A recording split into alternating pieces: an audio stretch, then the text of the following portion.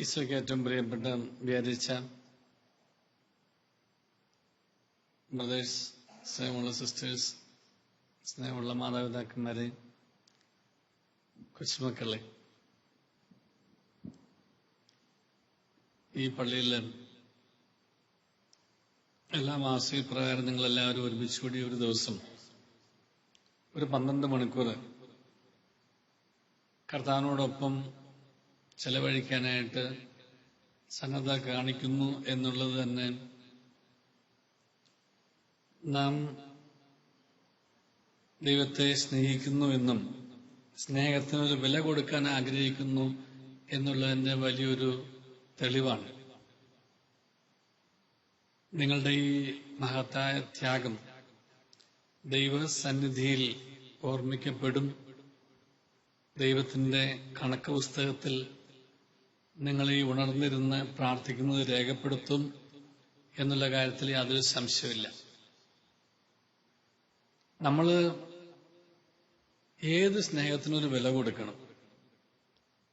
സ്നേഹത്തിന് കൊടുക്കുന്ന വിലയുടെ പേരാണ് യഥാർത്ഥത്തിൽ ത്യാഗം എന്ന് പറയുന്നത്. ദൈവത്തെ സ്നേഹിക്കുന്നു എന്നുണ്ടെങ്കിൽ ആ ദൈവത്തോടുള്ള സ്നേഹത്തെ പ്രതി നാം എന്ത് ത്യാഗം അനുഷ്ഠിക്കുന്നു എന്നും അതിന് എന്ത് വില കൊടുക്കുന്നു എന്നുള്ളതും വളരെ പ്രധാനപ്പെട്ടതാണ്. മനുഷ്യ സ്നേഹത്തിലും ഇപ്രകാരം സ്നേഹത്തിന് വിലയുണ്ട്. വില കൊടുക്കാതെ ഒരു സ്നേഹവുമില്ല. വില കൊടുത്താൽ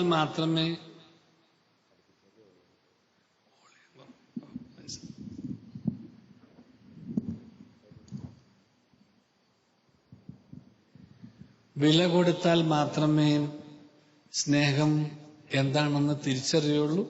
സ്നേഹത്തിനൊരു മൂല്യം ഉണ്ടാവുള്ളൂ. ആ മൂല്യമാണ് നിങ്ങൾ അല്ലെങ്കിൽ നമ്മൾ ഇന്ന് ഉണർന്നിരുന്ന് ദൈവത്തോടു കൂടി ഉണർന്നിരുന്ന് സ്വല്പസമയം ചെലവഴിക്കാനായിട്ട് കാണിച്ച സന്നദ്ധത എന്ന് പറയുന്നത്. ദൈവം പ്രത്യേകമായിട്ട് നമ്മളെല്ലാവരെയും ഈ വിലയ്ക്ക് സമ്മാനം തന്ന് അനുഗ്രഹിക്കട്ടെ എന്ന് പ്രാർത്ഥിക്കുന്നു. എന്തിനാ നമ്മൾ ഉണർന്നിരുന്ന് പ്രാർത്ഥിക്കുന്നത്? ദൈവവചനത്തിൽ എന്താ പറഞ്ഞിരിക്കുന്നത്? ഉണർന്നിരുന്ന് പ്രാർത്ഥിക്കുന്നതിന് വേണ്ടിയിട്ട്. എന്തിനു വേണ്ടിയിട്ട് ഉണർന്നിരുന്ന് പ്രാർത്ഥിക്കുന്നത്?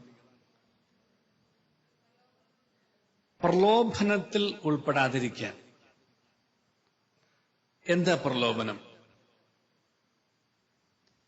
പരീക്ഷയിൽ ഉൾപ്പെടാതിരിക്കാൻ ഉണർന്നിരുന്ന് പ്രാർത്ഥിക്കുവിൻ. ഈശോ എപ്പോഴാ ഇത് പറഞ്ഞേ?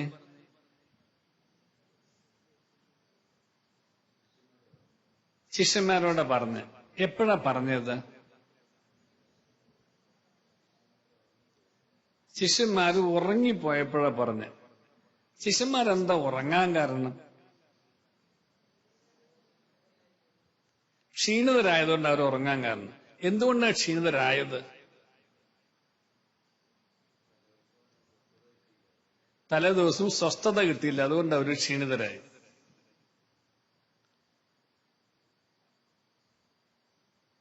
നിങ്ങൾ ഒത്തിരി വീട്ടമ്മമാർ ഇവിടെ ഇരിപ്പുണ്ട്.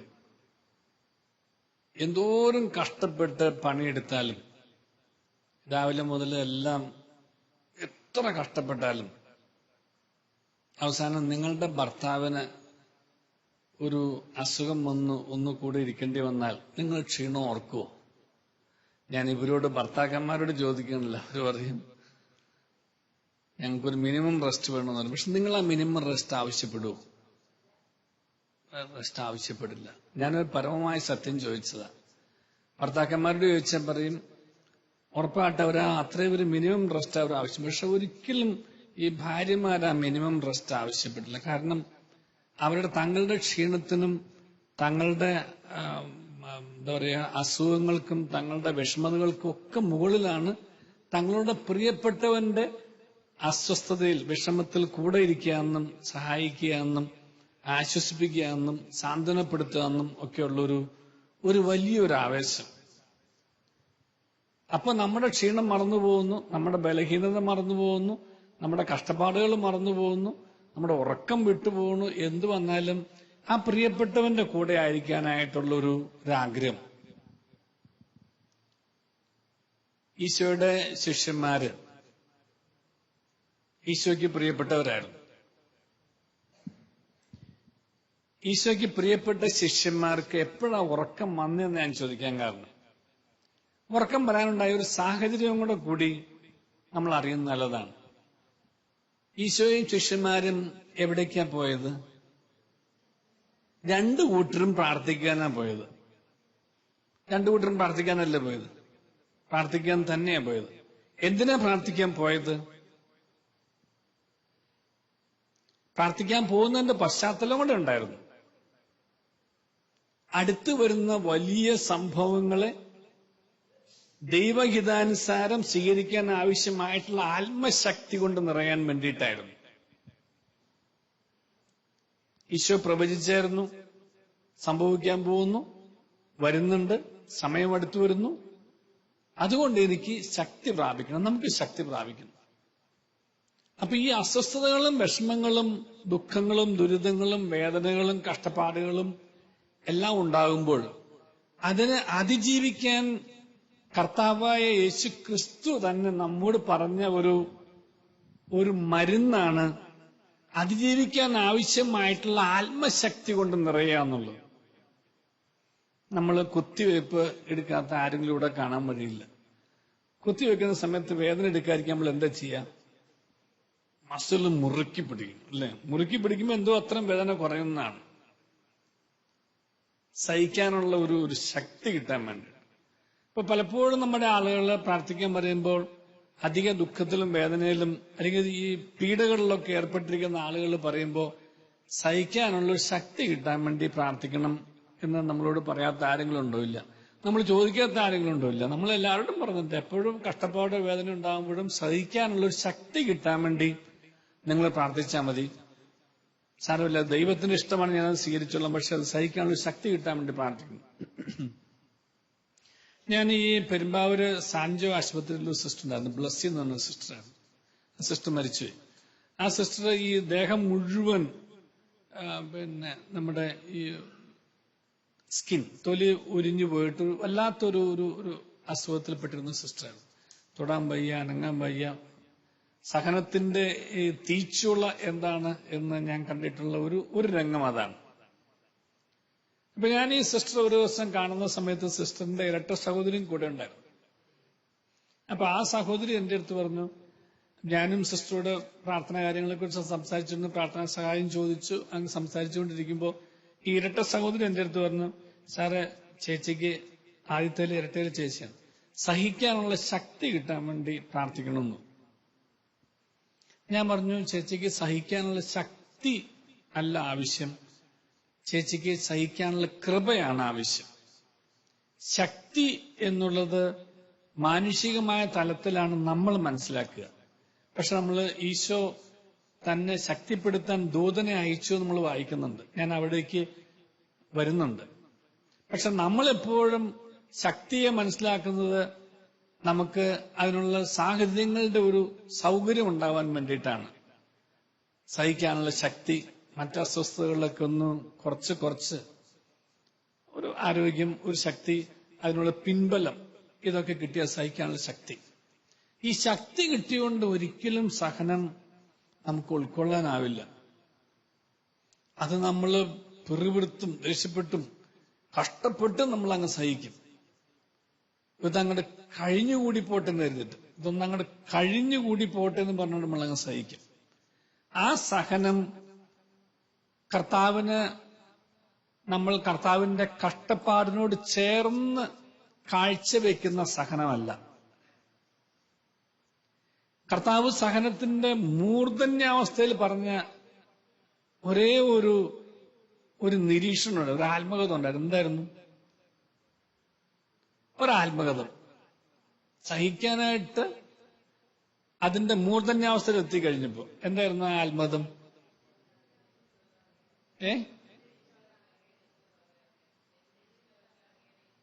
എന്റെ ഇഷ്ടമല്ല അങ്ങയുടെ ഇഷ്ടം. അല്ല, അതിനു മുമ്പായിട്ട് എന്താ പറഞ്ഞത്? കഴിയുമെങ്കിൽ ഈ പാനപാത്രം എന്നിൽ നിന്ന് അകന്നു പോകട്ടെ. യേശുക്രിസ്തുവിലെ മനുഷ്യന്റെ പ്രാർത്ഥനയായിരുന്നു അത്. പക്ഷെ ആ നിമിഷമാണ് കർത്താവിന് കൃപയുടെ തിരിച്ചറിവ് വരുന്നത്. എന്തായിരുന്നു? ഇത് മനുഷ്യനെന്നുള്ള നിലയ്ക്ക് ഞാൻ സഹനം മാറ്റാൻ ആവശ്യപ്പെടേണ്ട സമയമല്ല എന്നും, ഞാൻ സഹിക്കാനായിട്ട് എന്റെ പിതാവ് എന്നെ അയച്ചത് അനുസരിച്ച് ഞാൻ ആ സഹനം സ്വീകരിച്ച് അത് ഉൾക്കൊണ്ട് എന്നെ ഏൽപ്പിച്ച ദൗത്യം പൂർത്തിയാക്കാൻ, എന്നെ ഏൽപ്പിച്ചത് ഈ ലോകത്തെ മുഴുവൻ രക്ഷ കൊടുക്കാൻ വേണ്ടിയിട്ടാണ്, പാതാളത്തിൽ നിന്ന് കരകയറ്റാൻ വേണ്ടിയിട്ടാണ്. ആ പാതാളത്തിൽ നിന്നും കരകയറ്റണമെന്നുണ്ടെങ്കിൽ മനുഷ്യന്റെ പാപം മൂലം നഷ്ടപ്പെട്ട സ്വർഗം, ദൈവം മനുഷ്യന്റെ രൂപത്തിൽ വന്ന് സഹനം ഏറ്റെടുത്ത് മരിച്ചിട്ട് ആ വീണ്ടെടുപ്പ് നടത്താൻ വേണ്ടിയിട്ടുള്ളതാണ്. അതുകൊണ്ടാണ് ഉടനെ ഈശോ തിരിച്ചറിഞ്ഞ് പറഞ്ഞത്, എങ്കിലും ഞാൻ എന്റെ ഇഷ്ടമല്ല ചോദിക്കുന്നത്, എന്റെ ഇഷ്ടമല്ല അങ്ങയുടെ ഇഷ്ടം നിറവേറിയാൽ മതി എന്നുള്ളത്. എന്റെ ഇഷ്ടമല്ല, എന്റെ ഇഷ്ടം പാനപാത്രം, സഹനത്തിന്റെ പാനപാത്രം മാറിപ്പോകട്ടെ എന്നാണ്. പക്ഷെ അവിടുത്തെ ഇഷ്ടം എന്താണോ അത് നടക്കട്ടെ എന്നാണ് ഈശോയുടെ പ്രാർത്ഥന. അപ്പോ ഈ സഹിക്കാനുള്ള കൃപ കിട്ടിയാൽ മാത്രമേ നമുക്ക് സഹനത്തെ സ്വീകരിക്കാനോ സഹനത്തെ മനസ്സിലാക്കാനോ സാധിക്കുകയുള്ളൂ. സഹനമില്ലാതെ ഈ ലോകത്ത് ആരെയെങ്കിലും നമ്മൾ കണ്ടിട്ടുണ്ട്? ഏതെങ്കിലും ഒരു സഹനമില്ലാത്ത ഇത്രയും പേര് ഇവിടെ ഇരിപ്പുണ്ട്. ഏതെങ്കിലും തരത്തിലൊരു സഹനം ഇന്നേ വരെ അനുഭവിക്കാത്ത, മാനസികമായിട്ട് ശാരീരികമായിട്ട് എന്തെങ്കിലും ഒരു സഹനം നേരിടാത്തതോ നേരിട്ടുകൊണ്ടിരിക്കുന്നതോ അല്ലാത്തതോ ആയിട്ടുള്ള ആരെങ്കിലും ഇവിടെ ഇരിപ്പുണ്ടാവും? എന്തെങ്കിലും ഒരു സഹനമില്ലാത്ത. സഹനം വേദനയാണ്. സഹനത്തിൽ വേദനയുണ്ട്, വേദനയിൽ സഹനവുമുണ്ട്.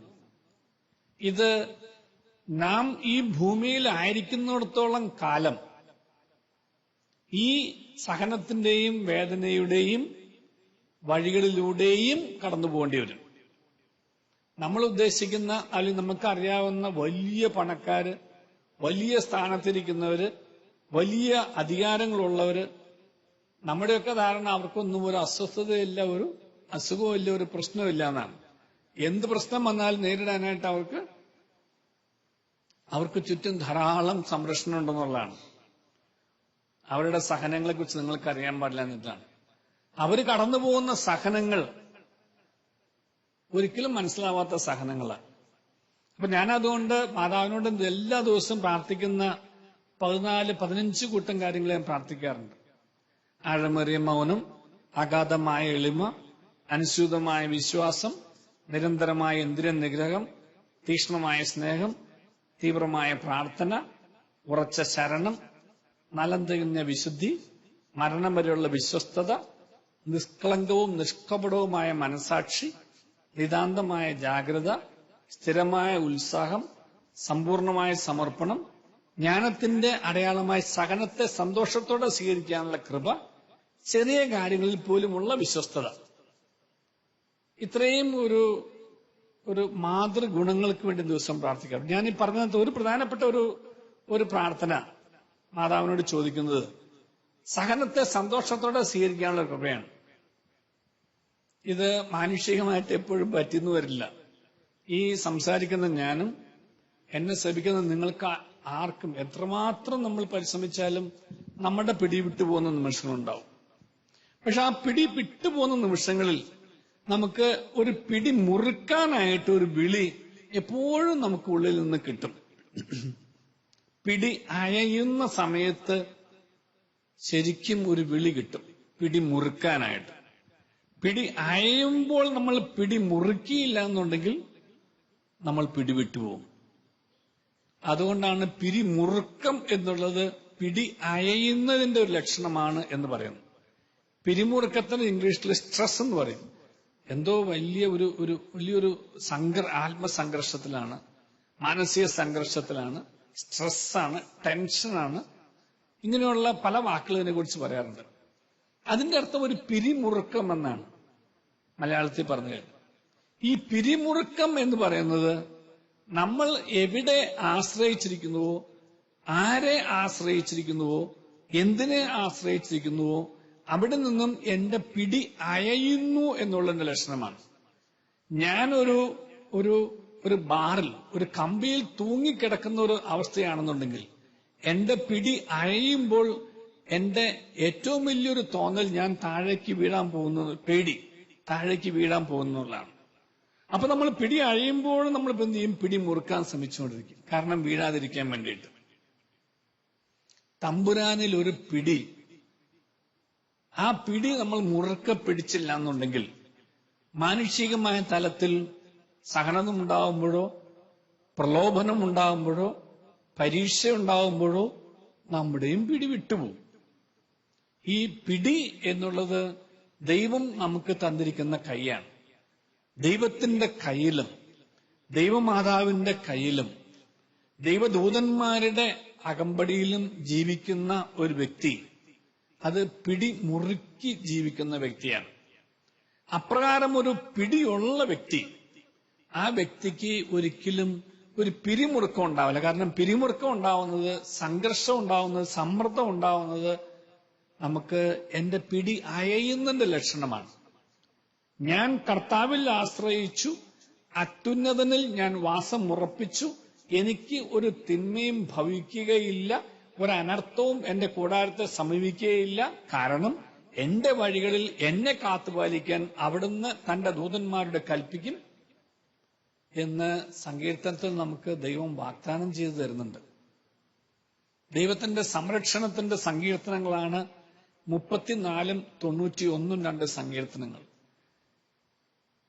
ഈ 2 സങ്കീർത്തനങ്ങളിലും നമ്മൾ ഈ ദൈവം തരുന്ന വലിയൊരു സംരക്ഷണത്തെക്കുറിച്ച് നമ്മൾ പ്രാർത്ഥിക്കുന്നുണ്ട്, വിശ്വസിച്ച് പ്രാർത്ഥിക്കുന്നുണ്ട്, അവകാശത്തോടെ ചോദിക്കുന്നുമുണ്ട്. ഞാൻ കർത്താവിനെ തേടി, അവിടുന്ന് എനിക്ക് ഉത്തരമരുളി, സർവഭയങ്ങളിൽ നിന്നും അവിടുന്ന് എന്നെ മോചിച്ചു. അപ്പൊ എന്നെ ഭയങ്ങളിൽ നിന്നും മോചിക്കുന്ന ആരാ? ഞാൻ കർത്താവ് തന്നെയാണ്. എപ്പോഴാ കർത്താവ് മോചിക്കുന്നത്? ഞാൻ കർത്താവിനെ തേടുമ്പോഴാണ്. ഞാൻ തേടുന്ന കർത്താവ് എനിക്ക് ഉത്തരമരുളും, സർവഭയങ്ങളിൽ നിന്ന് അവിടെ തന്നെ മോചിക്കും. അപ്പൊ എനിക്ക് ഭയമുണ്ടാവുന്നത് എന്റെ പിടി അയയുമ്പോഴാണ്. എന്റെ പിടി അയയുന്നതിന്റെ അർത്ഥം ഞാൻ കർത്താവിന്റെ കൂടെ അല്ല എന്നാണ്, ഞാൻ കർത്താവിനെ തേടുന്നില്ല എന്നാണ്. എന്റെ നാഥനും സൃഷ്ടാവും കർത്താവും ദൈവവും സംരക്ഷകനും പരിപാലകനും വഴി നടത്തുന്നവനും അന്ത്യവുമായ എന്റെ കർത്താവ് എന്റെ കൂടെ ഉണ്ട് എന്നുണ്ടെങ്കിൽ എന്റെ ദൈവത്തിന് ഒന്നും അസാധ്യമല്ല. ദൈവത്തിനൊന്നും അസാധ്യമല്ല. ഇതാരാ പറഞ്ഞേ? മാതാവാണോ പറഞ്ഞേ? മാതാവിനോടാ പറഞ്ഞേ. ദൈവത്തിന് ഒന്നും അസാധ്യമല്ല. എന്റെ ദൈവത്തിന് ഒന്നും അസാധ്യമല്ല. എന്റെ ദൈവത്തിന് എല്ലാം സാധ്യവുമാണ്. മാനുഷികമായിട്ട് എനിക്ക് അസാധ്യമായിട്ടുള്ളത് എന്റെ ദൈവത്തിന് സാധ്യമാണ്. ആ ദൈവം എന്നെ കൈവിടുകയില്ല. ഞാൻ നിങ്ങളെ അനാഥരായി വിടുകയില്ല. അഷുറൻസ് ആണ്, ഒരു പ്രോമിസ് ആണത്, ഒരു വാഗ്ദാനമാണത്. അതാരാ വാഗ്ദാനം തന്നേക്കുന്നത്? ദൈവമാണ് ആ വാഗ്ദാനം തന്നേക്കുന്നത്. എന്നെ അനാഥനായി വിടുക. അനാഥൻ എന്ന് വെച്ചാൽ എന്താ അർത്ഥം? ആരുമില്ല, നോക്കാനില്ല, ചോദിക്കാനില്ല, പറയാനില്ല, ശിക്ഷിക്കാനില്ല, ശാസിക്കാനില്ല, നടത്താനില്ല, പോഷിപ്പിക്കാനില്ല, ഒന്നുമില്ല. അനാഥത്വം. പക്ഷെ ദൈവം എന്നോട് പറയുന്നു, ഞാൻ നിന്നെ അങ്ങനെ അനാഥനായി വിടുകയില്ല. കാരണം ആരാ കൂടെയുള്ളത്? നാഥൻ കൂടെയുണ്ട്. നാഥനായ കർത്താവ് കൂടെയുണ്ട്. കർത്താവ് കൂടെയുണ്ട് എന്നുണ്ടെങ്കിൽ എനിക്ക് പൂർണ്ണമായ സംരക്ഷണത്തിന്റെ ഒരു ആത്മവിശ്വാസമുണ്ട്. ആത്മവിശ്വാസം, എന്റെ ആത്മാവിലുള്ള വിശ്വാസമാണത് ആത്മവിശ്വാസം എന്ന് പറയുന്നത്. ദൈവത്തിന്റെ ആത്മാവ് എന്നിൽ വസിക്കുന്നുവെന്നും ആ ദൈവാത്മാവ് എന്നെ സംരക്ഷിക്കുന്നു എന്നും ആ ദൈവാത്മാവ് എന്നെ വഴി നടത്തിക്കൊള്ളുമെന്നും ആ ദൈവാത്മാവ് എനിക്ക് ഉത്തരം തരും എന്നുള്ളതാ ഒരു വിശ്വാസം. ആ വിശ്വാസം നമുക്ക് ഉള്ളിടത്തോളം കാലം നമുക്കൊരിക്കലും ഒരു സംഘർഷം ഉണ്ടാവില്ല, ഒരു ഭീതി ഉണ്ടാവില്ല. സംഘർഷവും ഭീതിയും ഉണ്ടാകുന്നു. മരണത്തിന്റെ ഇരുളടഞ്ഞ താഴ്വരയിൽ കൂടെ നടന്നാലും ഞാൻ ഒന്നിനെയും പേടിക്കേണ്ട ആവശ്യമില്ല. കാരണം എന്റെ കർത്താവ് എന്റെ കൂടെയുണ്ട്. കർത്താവ് എന്റെ കൂടെ ഉണ്ടാവണം. എബ്രഹാം ലിങ്കൺ വളരെ അസ്വസ്ഥനായിരുന്ന സമയത്താണ് ചോദിച്ചല്ലേ, അദ്ദേഹത്തോട് ആളുകൾ ആശ്വസിപ്പിച്ച് പറഞ്ഞു, എന്തിനാ അങ്ങ് പേടിക്കുന്നത്, ദൈവം അങ്ങയോട് കൂടെ ഉണ്ടല്ലോ. അങ്ങേരുടെ ഒരു മറുപടി ഉണ്ടായിരുന്നു, ദൈവം എന്നോട് കൂടെ ഉണ്ട് എന്ന് എനിക്കറിയാം, പക്ഷെ എന്റെ പേടി ഞാൻ ദൈവത്തോട് കൂടെ ആണോ എന്നുള്ളതാണ്. ദൈവം എന്നോട് കൂടെയുണ്ടെന്നുള്ളത് എന്റെ വിശ്വാസമാണ്, എനിക്ക് ബോധ്യമുണ്ട്. പക്ഷെ എന്റെ പേടി, I am not quite sure, എന്റെ പേടി ഞാൻ ദൈവത്തിന്റെ കൂടെയാണ് എന്നുള്ളതാണ്. ദൈവത്തിന്റെ കൂടെ ആയിരുന്ന, ദൈവത്തെ തേടുന്ന ഒരു വ്യക്തിയെ സംബന്ധിച്ചിടത്തോളം ഒരു അസ്വസ്ഥതയും ഉണ്ടാവില്ല, ഒരു സംഘർഷത്തിന്റെ ഒരു പേടിയുടെയും ഒരു ആവശ്യവുമില്ല. കാരണം ദൈവം സംരക്ഷിച്ചു. അപ്പൊ സഹനത്തിന്റെ, വേർപാടിന്റെ സഹനമാവാം, വേദനയുടെ സഹനമാവാം, ദാരിദ്ര്യത്തിന്റെ സഹനമാവാം, കഷ്ടപ്പാടുകളുടെ സഹനമാവാം, ദുഃഖത്തിന്റെ സഹനമാവാം, രോഗങ്ങളുടെ സഹനമാവാം. ഏത് സഹനമാണെങ്കിലും ഈ സഹനത്തെ എന്നിലേക്ക് അയച്ചു തന്ന എന്റെ ദൈവത്തിന് ഈ സഹനത്തെക്കുറിച്ചൊരു പദ്ധതി ഉണ്ട് എന്ന് തിരിച്ചറിയുകയും ആ പദ്ധതിയോട് ഞാൻ സഹകരിക്കണം. എന്റെ ഇഷ്ടമല്ല, നിന്റെ ഇഷ്ടം, നീയാണിത് അയച്ചത്, നിന്റെ അറിവോട് കൂടിയാണ് ഇത് സംഭവിക്കുന്നത് എന്നുണ്ടെങ്കിൽ, നിന്റെ അറിവോടുകൂടി സംഭവിക്കുന്ന ഈ സഹനത്തിൽ ഞാൻ നിന്റെ ഇഷ്ടത്തിന് ഞാൻ വഴങ്ങുന്നു എന്ന് പറഞ്ഞ് ദൈവ ഇഷ്ടത്തിന് സമർപ്പിക്കുന്ന സമയത്താണ്, ആ സമയത്ത് മാത്രമേ നമുക്ക് സഹനത്തെ സ്വീകരിക്കാൻ സാധിക്കൂ. അപ്പൊ സഹനത്തിനെതിരെ പിറുപിറുക്കുന്ന, സഹിക്കാനാവാതെ അമർഷം കൊള്ളുന്ന, പിറുപിറുക്കുന്ന സമയത്തിന്റെ അർത്ഥം, ആ സാഹചര്യത്തിന്റെ അർത്ഥം ഞാൻ ദൈവത്തോട് കൂടെ അല്ല എന്നുള്ളതാണ്. ദൈവം എന്നോട് കൂടെ ഉണ്ട് എന്നുണ്ടെങ്കിലും ഞാൻ ദൈവത്തോടു കൂടെ അല്ലാത്തത് കൊണ്ടാണ് എനിക്ക് ഈ അമർഷമുണ്ടാവുന്നത്, പിറുപിറുപ്പുണ്ടാവുന്നത്, സഹനത്തെ സ്വീകരിക്കാൻ പറ്റാതെ വരുന്നത്. അപ്പോ ഈ സഹനത്തെ ഉൾക്കൊള്ളേണ്ടതിന്റെ ഒരു ആവശ്യം എന്ന് പറയുന്നത് കൃപയിലൂടെ മാത്രമേ സാധിക്കുകയുള്ളൂ. അതുകൊണ്ടാണ് ഞാൻ നേരത്തെ സൂചിപ്പിച്ച സഹിക്കാനുള്ള കൃപയ്ക്ക് വേണ്ടിയിട്ട് നമ്മൾ പ്രാർത്ഥിക്കേണ്ടി ചെയ്യണം. കൃപ കിട്ടാതെ നമുക്ക് സാധിക്കുകയില്ല. കൃപ കിട്ടാതെ ഇപ്രകാരം മനുഷ്യബന്ധങ്ങളിലെ സഹനങ്ങളും സ്വീകരിക്കാൻ സാധിക്കുകയില്ല. കൃപ, പ്രത്യേകമായ കൃപ ലഭിച്ചവർക്ക് മാത്രമേ ഇപ്രകാരം മനുഷ്യബന്ധങ്ങളിലൂടെ സംജാതമാവുന്ന, ഭാര്യ ഭർത്താക്കന്മാരിലൂടെ, മക്കളിലൂടെ, പിതാക്കന്മാരിലൂടെ, ബന്ധുജനങ്ങളിലൂടെ, അയൽക്കാരിലൂടെ, മാനുഷികമായ തലത്തിലുണ്ടാകുന്ന ബന്ധങ്ങളിലെ സംഘർഷങ്ങളിലൂടെ ഉടലെടുക്കുന്ന സഹനങ്ങളെ സ്വീകരിക്കാനും ഒരു കൃപ ഉണ്ടായേ സാധിക്കുകയുള്ളൂ. സാത്താന്റെ ഏറ്റവും ശക്തമായ ഇടപെടൽ എന്ന് പറയുന്നത് ബന്ധങ്ങളെ ശിഥിലമാക്കുക എന്നുള്ളതാണ്. ബന്ധങ്ങളെ ശിഥിലമാക്കുക. കാരണം എന്താ എന്റെ കാരണം? 2-3 പേർ എന്റെ നാമത്തിൽ ഒരുമിച്ച് കൂടുമ്പോൾ അവരുടെ മധ്യേ ഞാനുണ്ടാവും. അതാർക്ക് സഹിക്കില്ല? സാത്താന് സഹിക്കില്ല. ഒരിക്കലും ദുഷ്ടാരൂപിക്ക് അത് സഹിക്കില്ല. കാരണം 2-3 പേര് യേശുക്രിസ്തുവിന്റെ നാമത്തിൽ എവിടെ ഒരുമിച്ച് കൂടുമ്പോ അവരുടെ മധ്യത്തിൽ ദൈവമുണ്ടെന്ന് നമുക്കറിയില്ലെങ്കിലും ആർക്കറിയാം? സാത്താൻ അറിയാം. അപ്പൊ 2-3 പേര്, 2 പേര് ഒരുമിച്ച് കൂടുന്നത് എവിടെയാ? 2 പേര് ഒരുമിച്ച് കൂടുന്നത് എവിടെയാ? ദാമ്പത്യത്തിലാണ്. ഭാര്യയും ഭർത്താവും 2 പേരെ ഒന്നാക്കി തീർക്കുന്നു ദൈവത്തിന്റെ പ്രത്യേകമായിട്ടുള്ളൊരു കൂദാശ വഴിയായിട്ട്. ആ 2 പേര് ഒന്നായി തീരുമ്പോൾ അവരുടെ മധ്യത്തിൽ ആരാ ഉള്ളത്? കർത്താവുണ്ട്, ദൈവമുണ്ട്. ദൈവത്തിന്റെ നാമത്തിലാണ് അവർ ഒന്നായി തീരുന്നത്. ഞാൻ എപ്പോഴും ഈ നമ്മുടെ കത്തോലിക്ക സഭയിൽപ്പെട്ട ആളുകൾ, ക്രൈസ്തവ വിശ്വാസം സ്വീകരിച്ച ആളുകൾ ഇപ്രകാരം ഈ വൈവാഹിക പ്രശ്നങ്ങളുമായിട്ടോ അല്ലെങ്കിൽ ദാമ്പത്യ പ്രശ്നങ്ങളുമായിട്ടോ, മാട്രിമോണിയൽ ഇഷ്യൂസ് ആയിട്ട് വരുമ്പോൾ ഞാൻ എപ്പോഴും അവരുടെ ഒരു ആത്മസ്ഥിതിയെക്കുറിച്ച് അന്വേഷിക്കാറുണ്ട്. കാരണം അവര് മനുഷ്യനും തമ്മിൽ സ്നേഹിച്ചുകൊണ്ട് ഒന്നായി തീർന്നതല്ല, ആണോ? ലിവിങ് ടുഗദർ അല്ല അവരുടെ.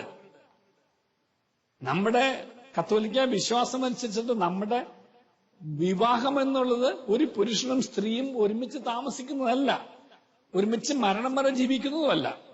അവരെ ദൈവത്തിന്റെ നാമത്തിൽ യേശുക്രിസ്തുവിന്റെ പ്രത്യേകമായ ഇടപെടലിലൂടെ ഒരു ആത്മാവും ഒരു ശരീരവും ഒരു മനസ്സുമാക്കി മാറ്റണം. ആത്മാവ് രണ്ടുണ്ട് കേട്ടോ, അത് അങ്ങനെ പറയുന്നതല്ല. ആത്മാവ് രണ്ട് തന്നെയാണ്. പക്ഷെ ഒരു മനസ്സും ഒരു ശരീരവുമാക്കി മാറ്റണം. ഇനിമേൽ നിങ്ങൾ രണ്ടല്ല ഒന്നാക്കി തീർന്നിരിക്കുന്നു എന്ന് സ്ഥാപിച്ചത് ആരായിരുന്നു? യേശുക്രിസ്തു. അപ്പൊ ആ ഒന്നാക്കിയവൻ കൂടെ ഇല്ല എന്നുണ്ടെങ്കിൽ ഒന്ന് എന്നുള്ളത് രണ്ടാവും. യാതൊരു സംശയമില്ല അതിനകത്ത്. അതുകൊണ്ടാണ് പലപ്പോഴും നമ്മൾ അച്ഛന്മാരുടെ അടുത്ത് വരുമ്പോഴും സിസ്റ്റർമാരുടെ അടുത്ത് നിങ്ങൾ പോയി ഒരു ധ്യാനം കൂട്, ഒരു ധ്യാനത്തിന് പോകും, ധ്യാനം കൂട് എന്ന് പറഞ്ഞുകൊണ്ട് മിക്കവാറും സംഘർഷത്തിൽപ്പെട്ടിരിക്കുന്ന ദമ്പതികളെ പറഞ്ഞയക്കാൻ കാരണം ഒന്നാക്കിയവൻ അവരുടെ കൂടെ നിന്ന്, അല്ലെങ്കിൽ ഒന്നാക്കിയവന്റെ കൂടെ നിന്ന് അവന് മാറിയിരിക്കുന്നു. ഒന്നാക്കിയവനെ മാറ്റി നിർത്തിയിട്ടാണ് അവരുടെ ദാമ്പത്യം. ഒന്നാക്കിയവനെ മാറ്റി നിർത്തിയാൽ ദാമ്പത്യത്തിൽ ഒന്നിച്ചു നിൽക്കാനാവില്ല. പിന്നെ ഒരു അഡ്ജസ്റ്റ്മെന്റ് ജീവിതമാണ്. അതുകൊണ്ട് നമ്മൾ എങ്ങനെയുണ്ടെന്ന് വെച്ചാൽ ഇങ്ങനെയൊക്കെ അങ്ങനെ കഴിഞ്ഞുകൂടി പോണെന്ന് പറഞ്ഞു. ഇങ്ങനെയൊക്കെ അങ്ങോട്ട് കഴിഞ്ഞുകൂടി പോകാനല്ല ദൈവം ദമ്പതികളെ ഒന്നാക്കി തീർത്തത്. മരണം വരെ എങ്ങനെ ജീവിക്കാനായിരുന്നു? സന്തോഷത്തോടെ ഒരുമിച്ച് ജീവിക്കാൻ വേണ്ടിയിട്ടാണ്. ദുഃഖം പോകട്ടെ, ആദ്യമേ തന്നെ സന്തോഷത്തിൽ ഒന്നിച്ച് ജീവിക്കാൻ വേണ്ടിയിട്ടാണ്. സുഖത്തിൽ സന്തോഷത്തിൽ ഒരുമിച്ച് ജീവിക്കാൻ വേണ്ടിയിട്ടാണ്. അപ്പൊ ആ മരണം വരെ നമുക്ക് ഈ ദമ്പതികളുടെ ഇടയ്ക്ക് ഈ സന്തോഷം, സുഖം, അല്ലെങ്കിൽ ദൈവം തരുന്ന ആ ഒരു ആത്മസന്തോഷം അനുഭവിക്കാൻ സാധിക്കുന്നില്ല എന്നുണ്ടെങ്കിൽ, ഞാനൊരു ദമ്പതികളോട് ചോദിച്ചായിരുന്നു, എന്റെ സാറ് വണ്ടി ഉപയോഗിക്കുന്ന ആളല്ലേ? പറഞ്ഞാണ്, വണ്ടി ഉപയോഗിക്കുന്ന. സാറ് സ്വന്തമായി വണ്ടി ഉപയോഗിച്ച കാലം ഉണ്ടായിരുന്നു. സാർ കുറെ ഓടിക്കഴിയുമ്പോൾ ടയറിന് എന്താ സംഭവിക്കുന്നത്? നമ്മൾ തേയ്മാനം സംഭവിക്കും. അപ്പൊ സാർ എന്താ ചെയ്തത്? ഞാൻ പറഞ്ഞു, അന്ന് റീട്രേഡിംഗ് ഉണ്ട്, റീട്രേഡിങ്. ഇപ്പൊ അതില്ലല്ലോ സാറേ. പിന്നെ എന്ത് ചെയ്യും? ടയർ മാറ്റി പുതിയ ടയർ ഇടും. സാറേ, ഏത് ടയറും കുറെയൊക്കെ ഓടിക്കഴിയുമ്പോൾ കുറെ തേയ്മാനമൊക്കെ സംഭവിക്കും. അതൊക്കെ തന്നെയാണ് ഞങ്ങളുടെയും ജീവിതത്തിലുള്ളൂ. അങ്ങനെ ഒരു തേയ്മാനം കർത്താവ് ആഗ്രഹിക്കുന്നുണ്ടോ? കർത്താവ് അനുവദിച്ചിട്ടുണ്ടോ? ദാമ്പത്യത്തിലില്ല. കാരണം ആ കർത്താവ് യോജിപ്പിച്ച നിമിഷം മുതൽ മരിക്കുന്ന സമയം വരെയും, മരിക്കേണ്ടി വരുന്ന അവസ്ഥ വരെയും, സന്തോഷത്തിലും ദുഃഖത്തിലും ദാരിദ്ര്യത്തിലും ആരോഗ്യത്തിലും അനാരോഗ്യത്തിലും ഒരുമിച്ച് ഏക മനസ്സോടെ ജീവിക്കാൻ വേണ്ടിയിട്ടാണ് നമ്മളെ ഒന്നാക്കി തീർത്തിരിക്കുന്നത്. അപ്പൊ എവിടെ ഈ ഒരു മനസ്സില്ലാതെ പോകുന്നുവോ അതിന്റെ അർത്ഥം എന്താ? അതിന്റെ അർത്ഥം അവിടെ വിടവുണ്ടെന്നാണ്. വിടവുണ്ട്, വിള്ളലുണ്ട്. വിള്ളലുണ്ടായ എന്തുണ്ടാവും?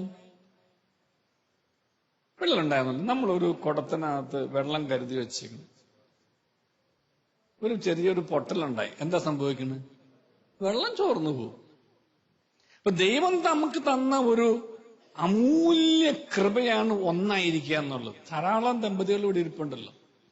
ഈ ഒന്നായിരിക്കാൻ സാധിക്കാത്തതിന്റെ, സന്തോഷം അനുഭവിക്കാൻ സാധിക്കാത്തതിന്, അത് എന്നു മുതല ആദ്യമുണ്ടായിരുന്ന അതേ സന്തോഷത്തോടെ, കൃപയുടെ നിറവിലുള്ള സന്തോഷത്തോടെ മരണം വരെ ഒന്നായിരിക്കാനായിട്ടുള്ള ഒരു തേയ്മാനവുമില്ലാതെ മരണം വരെ ഈ ദൈവം തരുന്ന സന്തോഷം അനുഭവിച്ച് ജീവിക്കാനായിട്ടുള്ള ആ ഒരു അവസ്ഥ നമുക്കില്ല എന്നുണ്ടെങ്കിൽ അതിന്റെ അർത്ഥം വിടവുണ്ടെന്നാണ്. ആരാ വിടവ് സൃഷ്ടിച്ച്? ഒരുമിച്ച് കൂടുമ്പോൾ അവരുടെ മധ്യത്തിൽ ഞാനുണ്ടാവുമെന്ന് നമ്മളെക്കാൾ കൂടുതൽ അറിയാവുന്ന പിശാച് തന്നെയാണ്, സാത്താനാണ്. അപ്പൊ സാത്താൻ കടന്നു വന്നിരിക്കുന്നു, നമ്മുടെ ഇടയിലേക്ക് കടന്നു വന്നിരിക്കുന്നു എന്നാണ് യഥാർത്ഥത്തിൽ നമ്മൾ ഈ വിടവുണ്ടാവുമ്പോൾ തിരിച്ചറിയേണ്ടത്.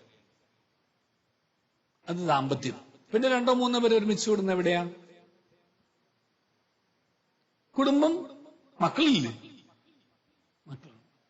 നമ്മുടെ എത്രയോ കുടുംബങ്ങൾ. ഞാനിപ്പോ സുപ്രീം കോടതിയിൽ ഇരിക്കുമ്പോൾ പോലും കഴിഞ്ഞ ദിവസം ഉണ്ടായിരുന്നു ഒരു കേസ്. ഒരു മകള് അമ്മയ്ക്കെതിരെ അവസാനം മകൾ അമ്മയെ നോക്കുന്നില്ല എന്ന് പറഞ്ഞു. 82 വയസ്സുള്ള ഒരു അമ്മയെ നോക്കുന്നില്ല എന്ന് പറഞ്ഞുകൊണ്ട് മകളിൽ നിന്നും ചെലവ് കിട്ടാൻ വേണ്ടിയിട്ട് നമുക്ക് അങ്ങനെ ഒരു നിയമമുണ്ട് ഇവിടെ. മുതിർന്ന പൗരന്മാരെയും മാതാപിതാക്കന്മാരെയും സംരക്ഷിക്കുവാനായിട്ടുള്ള ബാധ്യത. സത്യത്തിൽ ആ നിയമം ഒരു നാണക്കേടാണ് ഇന്ത്യയെ സംബന്ധിച്ചിടത്തോളം എന്റെ അഭിപ്രായത്തിൽ.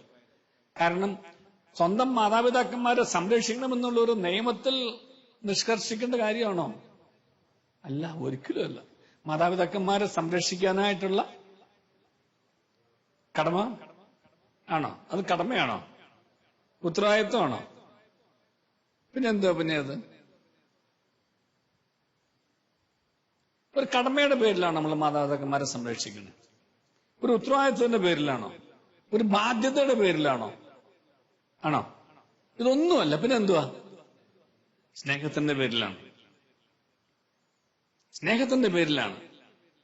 കാരണം എന്റെ തായ് വേര്, ആ തായ് വേര് മുറിച്ചാൽ ഞാൻ എന്ത് സംഭവിക്കും? പിന്നെ തായ് വേര് പോയാൽ എന്ത് പോയി? ഉണങ്ങിപ്പോയി. തായ് വേര് പോയാൽ ഉണങ്ങിപ്പോയി. തായ് വേരാരാ? മാതാപിതാക്കന്മാരാ.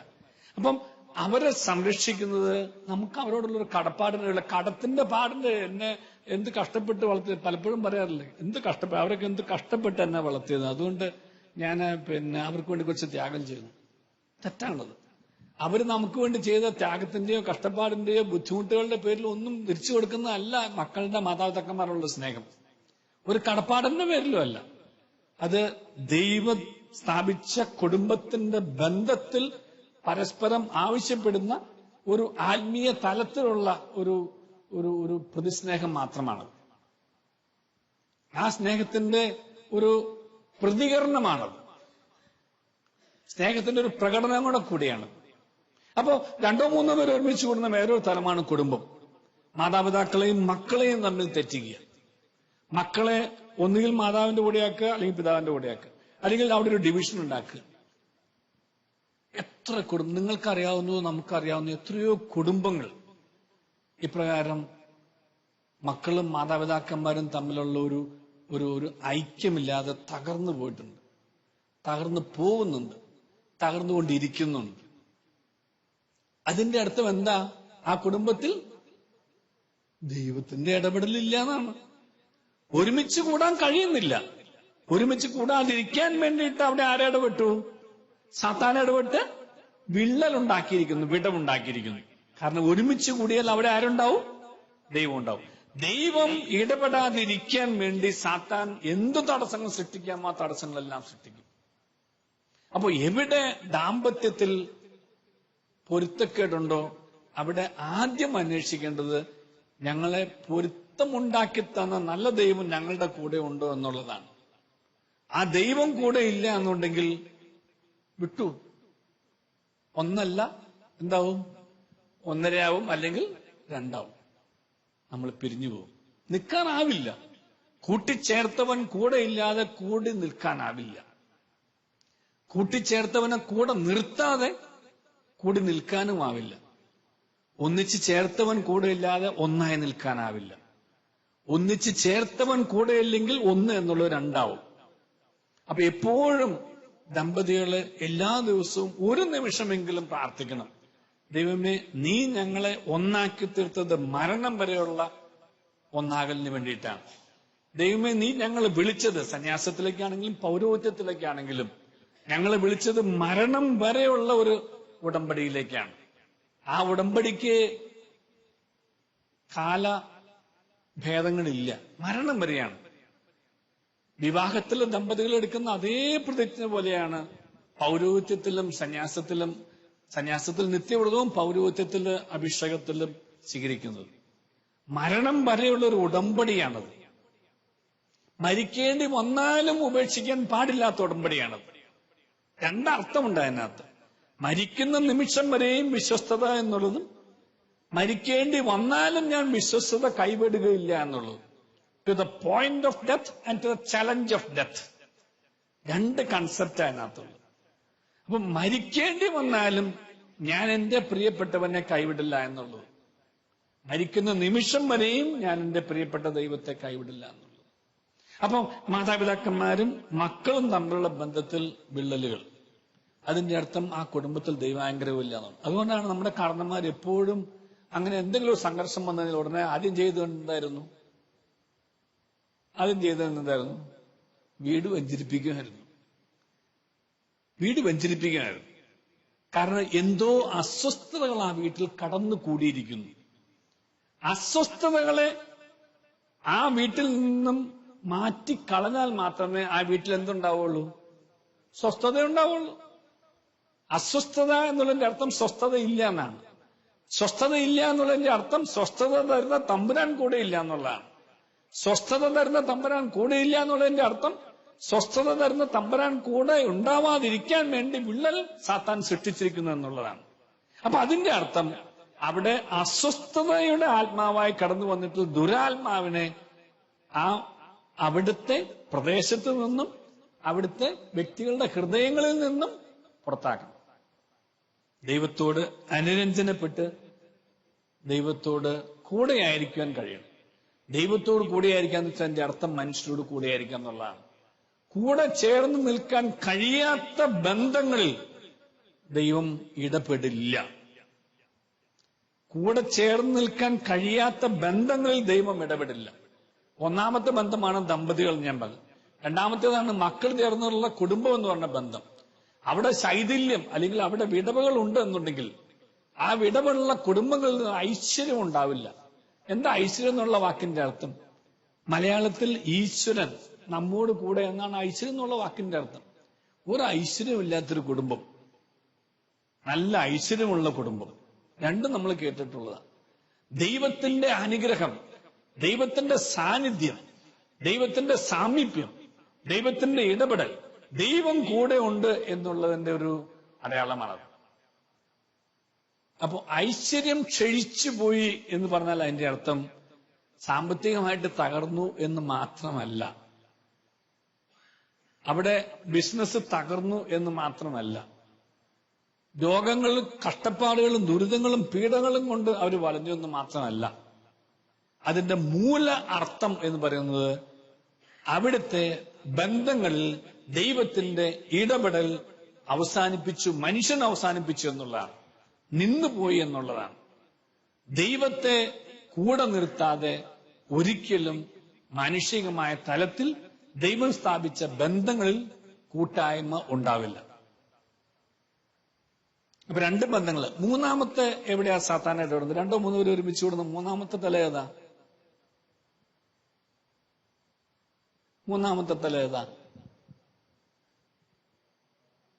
സഹോദരന്മാരാണ്, അല്ലെങ്കിൽ കുടുംബ ബന്ധങ്ങളാണ്.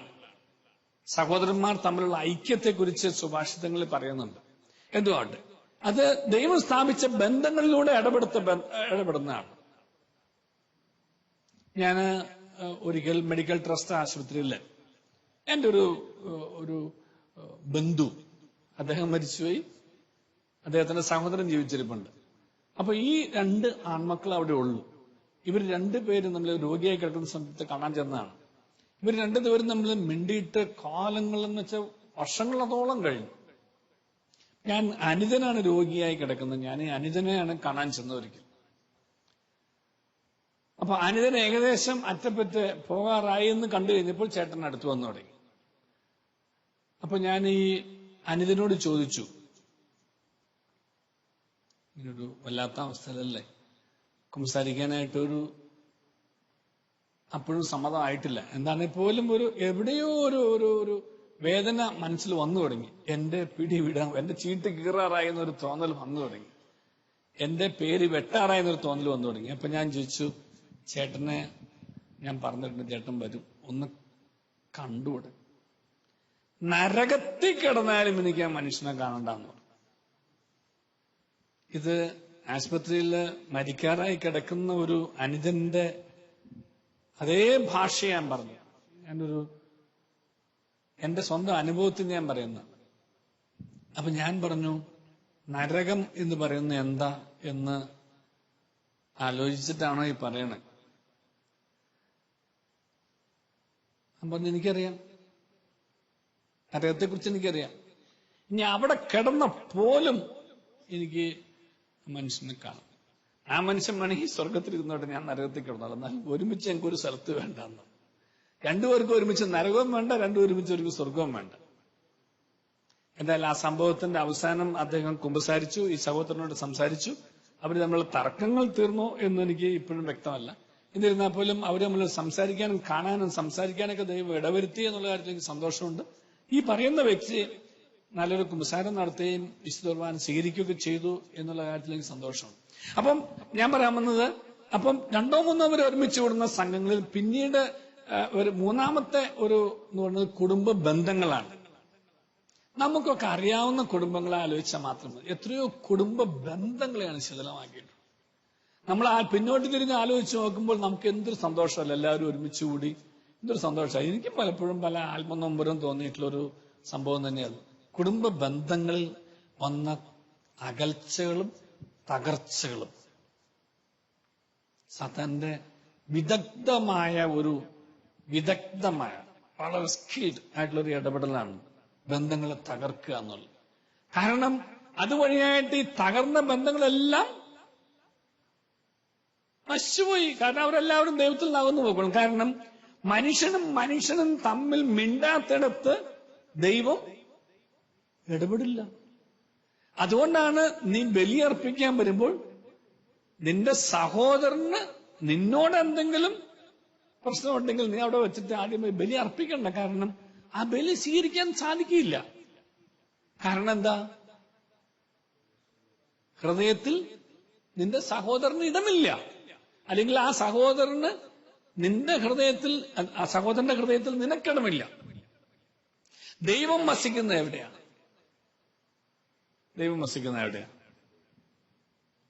ഹൃദയത്തിൽ വസിക്കുന്നു. നമ്മുടെ വിശ്വാസമല്ല അല്ലേ?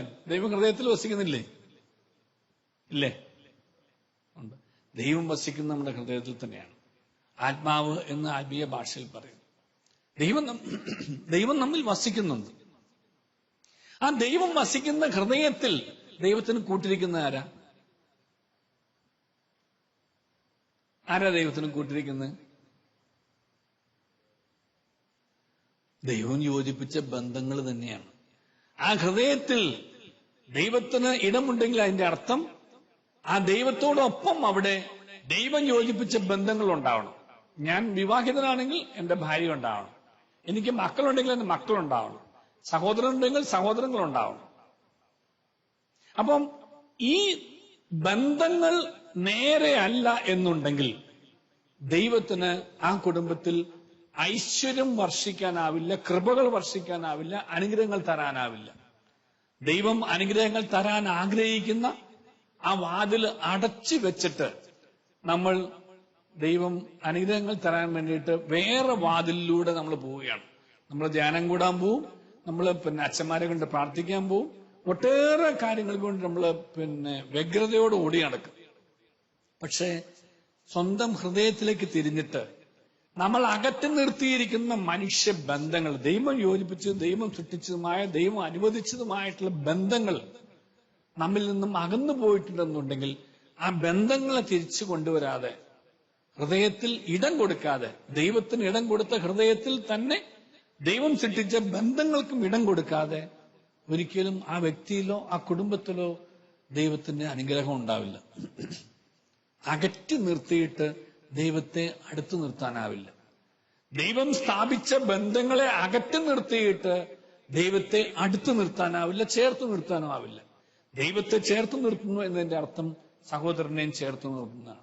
അതുകൊണ്ടാണ് ഇവിടെ നിന്ന് നമ്മൾ കൈ വിരിച്ചു പിടിച്ചാൽ രണ്ടും ഒരേ ദൂരമാണ്. എന്റെ വലത് കൈയുടെ ദൂരം ഇങ്ങോട്ടും എന്റെ ഇടത് കൈയുടെ ദൂരം ഇങ്ങോട്ടും ഒരുപോലെയാണ്. അത് സമദൂരമാണ്. സഹോദരനിൽ നിന്നുള്ള അകലം തന്നെയാണ് എന്നെ സംബന്ധിച്ചിടത്തോളം ദൈവത്തിൽ നിന്നുള്ള അകലവും. സഹോദരൻ ഉള്ളിലുണ്ടെങ്കിൽ അതിന്റെ അർത്ഥം ദൈവം ഉള്ളിലുണ്ട്. ദൈവം ഉള്ളിലുണ്ടാവണമെങ്കിൽ സഹോദരനുള്ളിലുണ്ടാവണം. സഹോദരനെ അകറ്റി നിർത്തിയിട്ട് ദൈവത്തെ അടുത്ത് നിർത്താനാവില്ല. അപ്പൊ ദൈവത്തിന്റെ ഇടപെടലുണ്ടാവുന്ന ബന്ധങ്ങൾ, ആ ബന്ധങ്ങളിൽ തകർച്ച ഉണ്ടാക്കുന്നത് സാത്താന്റെ ഇടപെടലാണ്. കാരണം അവിടെ സഹോദരങ്ങൾ ദൈവത്തിന്റെ നാമത്തിൽ ഒരുമിച്ച് കൂടുമ്പോൾ അവരുടെ മധ്യത്തിൽ ദൈവം വസിക്കുമെന്ന് അവനറിയാം. ആ ദൈവം അവരുടെ മധ്യത്തിൽ വസിക്കാതിരിക്കാൻ വേണ്ടി ഐശ്വര്യം ദൈവം കൂടെയുള്ള, ഈശ്വരൻ കൂടെയുള്ള ഉണ്ടാവാതിരിക്കാൻ വേണ്ടി സാത്താൻ ഇടപെട്ടിരിക്കുന്നു എന്നുള്ളതാണ്. അപ്പൊ സാത്താൻ ഇടപെട്ടു എന്നുണ്ടെങ്കിൽ പിന്നെ നമ്മൾ എന്താ ചെയ്യേണ്ടത്? കർത്താവ് ചെയ്ത അത്ഭുതങ്ങളിൽ ഏറ്റവും പ്രധാനപ്പെട്ട വളരെയേറെ അത്ഭുതങ്ങൾ ഏതായിരുന്നു? പിശാചുക്കളെ ബഹിഷ്കരിക്കലായിരുന്നു. കാരണം പിശാചുക്കളുടെ പണി എന്താ? പിശാചിന്റെ പണി എന്താ? ഭിന്നതയാണ്. ഇന്നത്തെ നമ്മുടെ സമൂഹത്തിലെ, നമ്മുടെ കുടുംബ ബന്ധങ്ങളിലെ ഭിന്നതയാണ് യഥാർത്ഥത്തിൽ നാം നേരിടുന്ന ഏറ്റവും വലിയൊരു സംഘർഷത്തിന്റെ മേഖല. ശുശ്രൂഷകളിലും കുടുംബ ബന്ധങ്ങളിലും നമ്മുടെ കൂട്ടായ്മകളിലും എല്ലാം ഭിന്നത ഉണ്ടാക്കുക എന്നുള്ളതാണ്. ഗ്രൂപ്പായി, പിന്നെ കോക്കസുകളായി, പിന്നെ എന്താ പറയാ മൂലകളിലേക്കുള്ള കൂടുതലായി, ഒരുമിച്ച് കൂടിയിരുന്നിടത്ത് പിന്നെ മൂലകളിലേക്കുള്ള കൂടുതലായി ഭിന്നതകൾ ഉണ്ടാക്കുക എന്നുള്ളതാണ്. ഈ ഭിന്നതകളെ നമുക്ക് മറികടക്കാനായാൽ ആ കൂട്ടായ്മയിൽ ദൈവത്തിന്റെ വലിയൊരു അനുഗ്രഹം ഉണ്ടാവും. ഭിന്നതകളെ നമുക്ക് മറികടക്കാൻ കഴിയും. ഭിന്നിപ്പിക്കുന്നവൻ പിശാചാണ് എന്ന് തിരിച്ചറിയുകയും ആ ഭിന്നിപ്പിക്കുന്ന പിശാചിനെ നമ്മിൽ നിന്ന് ബഹിഷ്കരിക്കുകയും ചെയ്താൽ നമുക്ക് ഒന്നിച്ചു നിൽക്കാനാവും. പിശാച് അവിടെ ഉള്ളിരിക്കുന്നിടത്തോളം കാലം ഒന്നിച്ചു നിൽക്കാനാവില്ല. നാലാമത്തെ ഒരു മനുഷ്യർ ഒരുമിച്ച് കൂടുന്ന തലവേദ നമുക്ക് സ്വന്തമായിട്ട് നമ്മുടെ ഇടവക എന്ന് പറയാം. വളരെ എളുപ്പത്തിൽ കത്തോലിക്ക വിശ്വാസിയെ സംബന്ധിച്ചിടത്തോളം അയൽക്കൂട്ടങ്ങൾ എന്നുള്ള ഒരു പ്രശ്നം തന്നെയാണ് എന്റെ അഭിപ്രായത്തിൽ. നാലാമത്തെ ശരിക്കും പറഞ്ഞു കഴിഞ്ഞാൽ അയൽക്കൂട്ടങ്ങൾ എടുക്കണം. എനിക്കൊരു വീടിനെ കുറിച്ചറിയാം. അയൽവക്കത്തെ വീടിന്റെ മതില് നമ്മൾ ഈ സെൻട്രൽ ജയിലിന്റെ മതിലുമാരി അത്രയും പൊക്കത്തിൽ വെച്ച് കെട്ടി, മതിലിന്റെ പൊക്കം കൂട്ടി. അപ്പൊ അതിന്റെ കാരണം അന്വേഷിച്ചു കഴിഞ്ഞപ്പോ അപ്പുറത്തുള്ളവരെ കാണാതിരിക്കാൻ വളരെ സിമ്പിൾ ആയിട്ടുള്ള കാരണമാണ്. അവരെ കാണണ്ട. ഞാൻ രാവിലെ എഴുന്നേറ്റ് നോക്കുമ്പോൾ അവിടേക്കാണ് നോക്കുന്നത്, എനിക്ക് ആ നോട്ടം പിടിക്കുന്നില്ല. അതുകൊണ്ട് കാണാതിരിക്കാൻ വേണ്ടിയിട്ട് ജനലയും വാതിലും അടയ്ക്കാൻ പറ്റില്ല, എന്നാൽ മതില് അങ്ങോട്ട് പൊക്കിക്കെട്ട. മതിൽ എന്നുള്ള മലയാള വാക്കിന്റെ അർത്ഥം മതി ഇതിലെ എന്നാണ്. വാതിൽ എന്നുള്ള വാക്കിന്റെ അർത്ഥം വാ ഇതിലെ എന്നാണ്. ഇതിലെ വരാനുള്ള വാതിൽ അടച്ചിട്ട് മതില് പൊക്കിക്കെട്ടിയിട്ട് ദൈവത്തെ ആ ഭവനത്തിലേക്ക് ക്ഷണിച്ചാൽ ദൈവം വരൂ? ദൈവത്തിന് വരാൻ പറ്റില്ല. ദൈവം വരാനുള്ള വാതില നമ്മൾ അടച്ചു വെച്ചിരിക്കുന്നത്. എന്നിൽ ദൈവം പ്രവർത്തിക്കാൻ ആഗ്രഹിക്കുന്നത് എന്റെ സഹോദരങ്ങളിലൂടെയാണ്. എനിക്ക് ദൈവം തന്ന എന്റെ പങ്കാളിയിലൂടെയാണ്. എനിക്ക് ദൈവം തന്ന എന്റെ മക്കളിലൂടെയാണ്. എനിക്ക് ദൈവം തന്ന എന്റെ ബന്ധങ്ങളിലൂടെയാണ്. എനിക്ക് ദൈവം തന്ന എന്റെ അയൽക്കാരുടെ കൂട്ടായ്മയിലൂടെയാണ്. അപ്പൊ അയൽപക്ക കൂട്ടായ്മ എന്നുള്ളത് ദൈവത്തിന് നൽകുന്ന ഏറ്റവും വലിയൊരു സാക്ഷ്യമാണ്. അതുകൊണ്ടാണ് നമ്മുടെ ഫാമിലി യൂണിറ്റ് എന്നുള്ള ഒരു പ്രസ്ഥാനം തന്നെ ഉണ്ടാവാൻ കാരണം. കുടുംബ കൂട്ടായ്മകൾ, ഫാമിലി യൂണിറ്റുകൾ. ഈ ഫാമിലി യൂണിറ്റുകള് അവിടെ പ്രാർത്ഥന, പ്രബോധനം, അപ്പം മുറിക്കൽ, കൂട്ടായ്മ, 4 കാര്യങ്ങളാണോ ഉള്ളത് അല്ലേ? ഫാമിലി യൂണിറ്റിന്റെ പ്രവർത്തനങ്ങളുടെ മുഖമുദ്രകളാണ് പ്രാർത്ഥന, പ്രബോധനം, അപ്പം മുറിക്കൽ, കൂട്ടായ്മ. അവരെല്ലാവരും ആഹ്ലാദത്തോടും താല്പര്യത്തോടും കൂടെ ഏകമനസ്സായി ദേവാലയത്തിൽ ഒരുമിച്ച് കൂടുകയും അതിനുശേഷം അപ്പം മുറിക്കുകയും ചെയ്യുന്നതാണ്.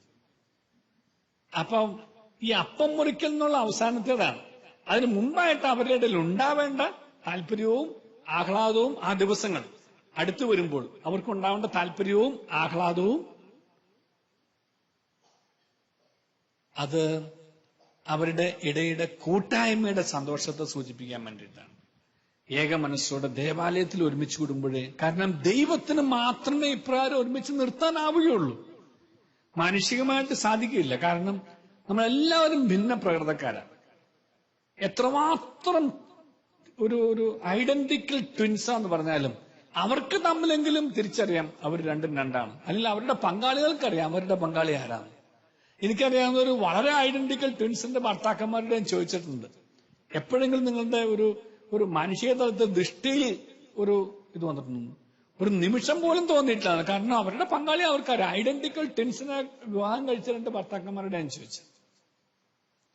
അപ്പൊ ദൈവം തന്റെ സ്വന്തം ഛായയിൽ ഒരിക്കൽ ഒരാളെ മാത്രമേ സൃഷ്ടിച്ചിട്ടുള്ളൂ. കാരണം ആ വ്യക്തിയെ മാത്രമായിട്ട് ദൈവത്തിന് സ്നേഹിക്കണം. അതിനു വേണ്ടിയിട്ടാണത്. വ്യക്തിപരമായ ഒരു സ്നേഹത്തിന്റെ ആഴമുണ്ടാവാൻ വേണ്ടിയിട്ട് ദൈവം ഒരിക്കൽ മാത്രമേ ഈ കുര്യനെ സൃഷ്ടിച്ചിട്ടുള്ളൂ. ഇതുപോലെ വേറൊരു കുര്യനെ ഈ ലോകത്ത് വേറെ എങ്ങും ഉണ്ടാവില്ല. ഇവിടെ ഇരിക്കുന്ന ആരുടെയും ഛായയില് നമുക്കൊരു മറു ആളെ കാണാൻ സാധിക്കില്ല.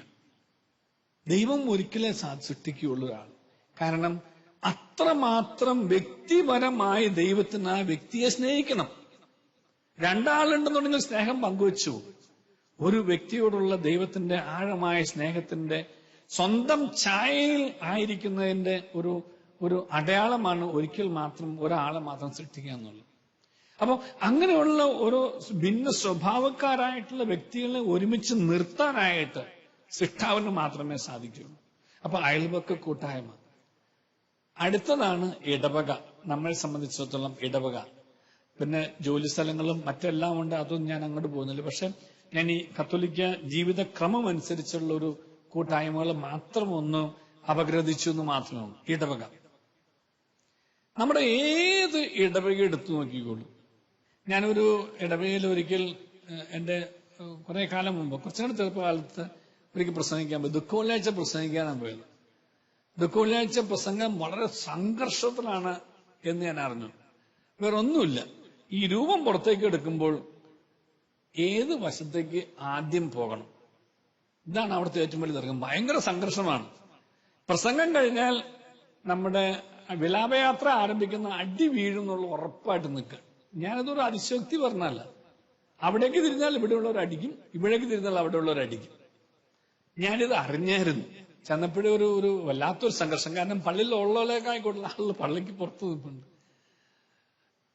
ആ പ്രസംഗത്തിന്റെ പേര് എന്താ? ദുഃഖവെള്ളിയാഴ്ചത്തെ പ്രസംഗത്തിന്റെ പേര് പീഡാനുഭവ പ്രസംഗം എന്നാണ്. അപ്പൊ ഒരു പീഡാനുഭവം എനിക്ക് പിടികിട്ടിയത് കൊണ്ട് ഞാൻ അന്ന് പറഞ്ഞത് ഇതിനെക്കുറിച്ചായിരുന്നു. നമ്മളെ ഒന്നാക്കാൻ വേണ്ടി കുരിശിൽ മരിച്ച കർത്താവിന്റെ രൂപം വഹിച്ചുകൊണ്ട് നമുക്കൊരു വിലാപയാത്ര ഒരുമിച്ച് നടത്താൻ പറ്റുന്നില്ല എന്നുണ്ടെങ്കിൽ, അതിന്റെ പേര് സംഘർഷം ഉണ്ടാവുന്നുണ്ടെങ്കിൽ, അതിന്റെ അർത്ഥം സാത്താൻ ഇവിടെ പിടി മുറുക്കിയിരിക്കുകയാണ്. സാത്താന്റെ പിടിയിലാണ് ആ ഇടവക എന്നുള്ളതാണ്. എവിടെ ഭിന്നിപ്പുണ്ട് അതിന്റെ അർത്ഥം ആ ഇടവകയുടെ വികാരി, യഥാർത്ഥ വികാരി, മെത്രാൻ നിയമിച്ച വികാരി ഒന്നല്ല, യഥാർത്ഥ വികാരി സാത്താൻ ഏറ്റെടുത്തുന്നതാണ്. വികാരി സ്ഥാനം ഏറ്റെടുക്കുമ്പോഴായിട്ട് സാത്താനെ വികാരി സ്ഥാനം ഏറ്റെടുത്തു. പുള്ളിയാണ് അവിടെ ഭരിച്ചുകൊണ്ടിരിക്കുന്നത്. കാരണം പറ്റുന്നിടത്തോളം ഭിന്നിപ്പിച്ചുകൊണ്ടിരിക്കുക. ഞാൻ അതുകൊണ്ടാണ് ഞാൻ ഡൽഹിയിൽ പ്രസംഗിച്ചപ്പോഴും ഇവിടെ പ്രസംഗിച്ചപ്പോഴും ഞാൻ ശക്തമായിട്ട് പറഞ്ഞായിരുന്നു, പോലീസ് കാവലിൽ കുർബാന അർപ്പിച്ചാൽ ആ കുർബാനയിൽ യേശു സന്നിഹിതനാകും എന്ന് ഞാൻ വിശ്വസിക്കുന്നില്ല. എന്റെ ഒരു ബോധ്യമാണ്.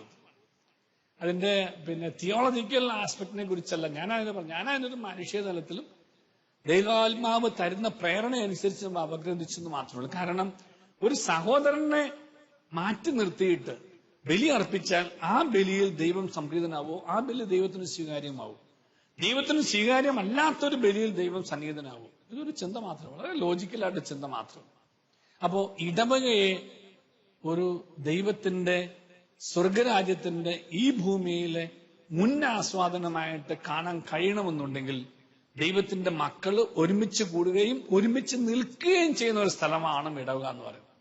ഒരുമിച്ച് കൂടുകയും ഒരുമിച്ച് നിൽക്കുകയും ചെയ്യണം. അവര് ഏക മനസ്സോടെ താല്പര്യപൂർവ്വം അനുദിനം ദേവാലയത്തിൽ ഒരുമിച്ച് കൂടിയതാണ് നമ്മള് ഈ അപ്പസ്തോല പ്രവർത്തനങ്ങൾ വായിക്കുന്നത്. താല്പര്യപൂർവ്വം അനുദിനം ദേവാലയത്തിൽ ഒരുമിച്ച് കൂടി. ഒരാളെ മൂലയ്ക്കും ഒരാളാ മൂലയ്ക്കും ഒരാളാ മൂലയ്ക്കല്ല, അവർ ഒരുമിച്ച് കൂടിയിരിക്കുകയാണ്.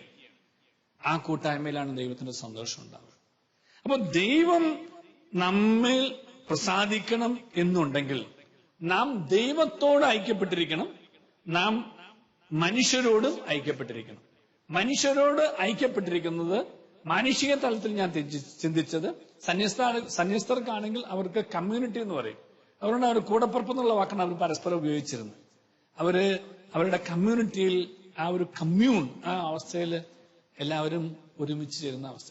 നമുക്ക് നമ്മുടെ ആത്മായരുടെ തലത്തിലേക്ക് വെച്ചാൽ ദാമ്പത്യം, നമ്മുടെ മക്കള്, നമ്മുടെ സഹോദരങ്ങള്, നമ്മുടെ കുടുംബ ബന്ധങ്ങള്, നമ്മുടെ അയൽപക്കങ്ങള്, നമ്മുടെ ഇടവക, ഇത്രയും തലങ്ങളിൽ ഭിന്നിപ്പിന്റെ ദുരാത്മാവിനെ മാറ്റി നിർത്തിയിട്ട് ഐക്യത്തിന്റെ ആ പരിശുദ്ധാത്മാവിനെ വിളിച്ചു കൊണ്ടുവന്ന് നമ്മുടെ കൂടെ നിർത്തിയാൽ നമുക്ക് സ്നേഹവും സന്തോഷവും സമാധാനവും ആ ബന്ധങ്ങളിൽ ഐശ്വര്യവും ഉണ്ടാവും.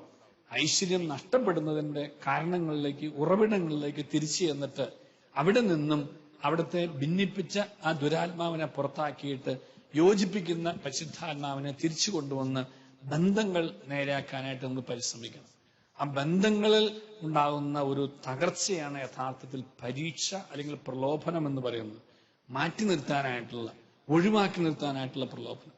അപ്പൊ ഈ പ്രലോഭനത്തിൽ ഉൾപ്പെടാതിരിക്കാനാണ് ഉണർന്നിരുന്ന് പ്രാർത്ഥിക്കാൻ കർത്താവ് പറഞ്ഞത്. അപ്പൊ എപ്പോഴാണ് മയക്കമുണ്ടായെന്ന് ഞാൻ ചോദിച്ചു. മയക്കമുണ്ടായത് തലേ ദിവസത്തെ അസ്വസ്ഥതകളെല്ലാം പേറിയിട്ടാണെന്നാണ് നമ്മൾ പറഞ്ഞു തുടങ്ങിയത്. പക്ഷേ അവിടെ ഒരു ശക്തമായൊരു സൂചന കർത്താവ് തരുന്നുണ്ട്. കർത്താവും പ്രാർത്ഥിക്കാൻ പോയി, ശിഷ്യന്മാരും പ്രാർത്ഥിക്കാൻ പോയി. പക്ഷേ ശിഷ്യന്മാര് മയക്കത്തിൽ വീണു, കർത്താവ് മയക്കത്തിൽ വീണില്ല. കാരണം കർത്താവ് ഒരു കല്ലേറ് ദൂരം മാറിയാണ് പ്രാർത്ഥിക്കാൻ പോയത്. ആരിൽ നിന്നും? മയക്കത്തിൽ വീഴുന്ന ശിഷ്യന്മാരുടെ അവസ്ഥയിൽ നിന്നും ഒരു കല്ലേറ് ദൂരം മാറി അവൻ മുട്ടുമേൽ നിന്ന് പ്രാർത്ഥിച്ചു എന്നാണ്. ഒരു കല്ലേറ് ദൂരം പ്രാർത്ഥനയ്ക്ക് എപ്പോഴും ആവശ്യമാണ്. ദൈവം നമുക്ക് തന്നിട്ടുള്ള മാനുഷികമായ സാഹചര്യങ്ങളിൽ ദൈവത്തെ നമുക്ക് അനുഭവിക്കാൻ സാധിക്കാതെ വരുന്നത് ദൈവത്തെ നമ്മളൊരു കല്ലേറ് ദൂരം മാറ്റി നിർത്തിയിരിക്കുന്നതുകൊണ്ടാണ്.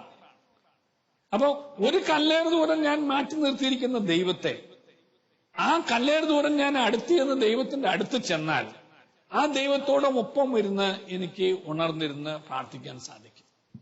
അപ്പൊ എവിടെ എനിക്ക് പ്രാർത്ഥിക്കാൻ സാധിക്കുന്നില്ല, പ്രാർത്ഥിച്ചിട്ട് അനുഭവം കിട്ടുന്നില്ല, പ്രാർത്ഥിച്ചിട്ട് ഫലങ്ങൾ കിട്ടുന്നില്ല, പ്രാർത്ഥിച്ചിട്ട് ഒരു കാര്യവും നടക്കുന്നില്ല, അതിന്റെ അർത്ഥം ഞാൻ 2 വഞ്ചിയിൽ കാല് വച്ചിരിക്കുന്നു എന്നുള്ളതാണ്. ഞാൻ ദൈവത്തെ മാറ്റി നിർത്തിയിട്ട് വച്ചിരിക്കുന്ന വഞ്ചിയിൽ നിന്നും കാലെടുക്കുകയുമില്ല, ദൈവം ഇരിക്കുന്ന വഞ്ചിയിൽ കാല് കുത്തുകയും വേണം. 2 വഞ്ചിയിൽ കാല് കുത്തിയാൽ, തൊടുപുഴയിൽ പുഴയുള്ളതുകൊണ്ട് നിങ്ങൾക്കറിയാം, നമുക്ക് മുന്നോട്ട് യാത്ര ചെയ്യാൻ പറ്റില്ല. ഒരു വഞ്ചിയിലാണെങ്കിൽ മാത്രമേ പുഴയിൽ പോകാൻ സാധിക്കൂ. 2 വഞ്ചിയിലാണെങ്കിൽ 2 വഞ്ചിയിൽ 2 കാല് വെച്ചിട്ട് മുന്നോട്ട് പോകാൻ പറ്റില്ല നമുക്ക്.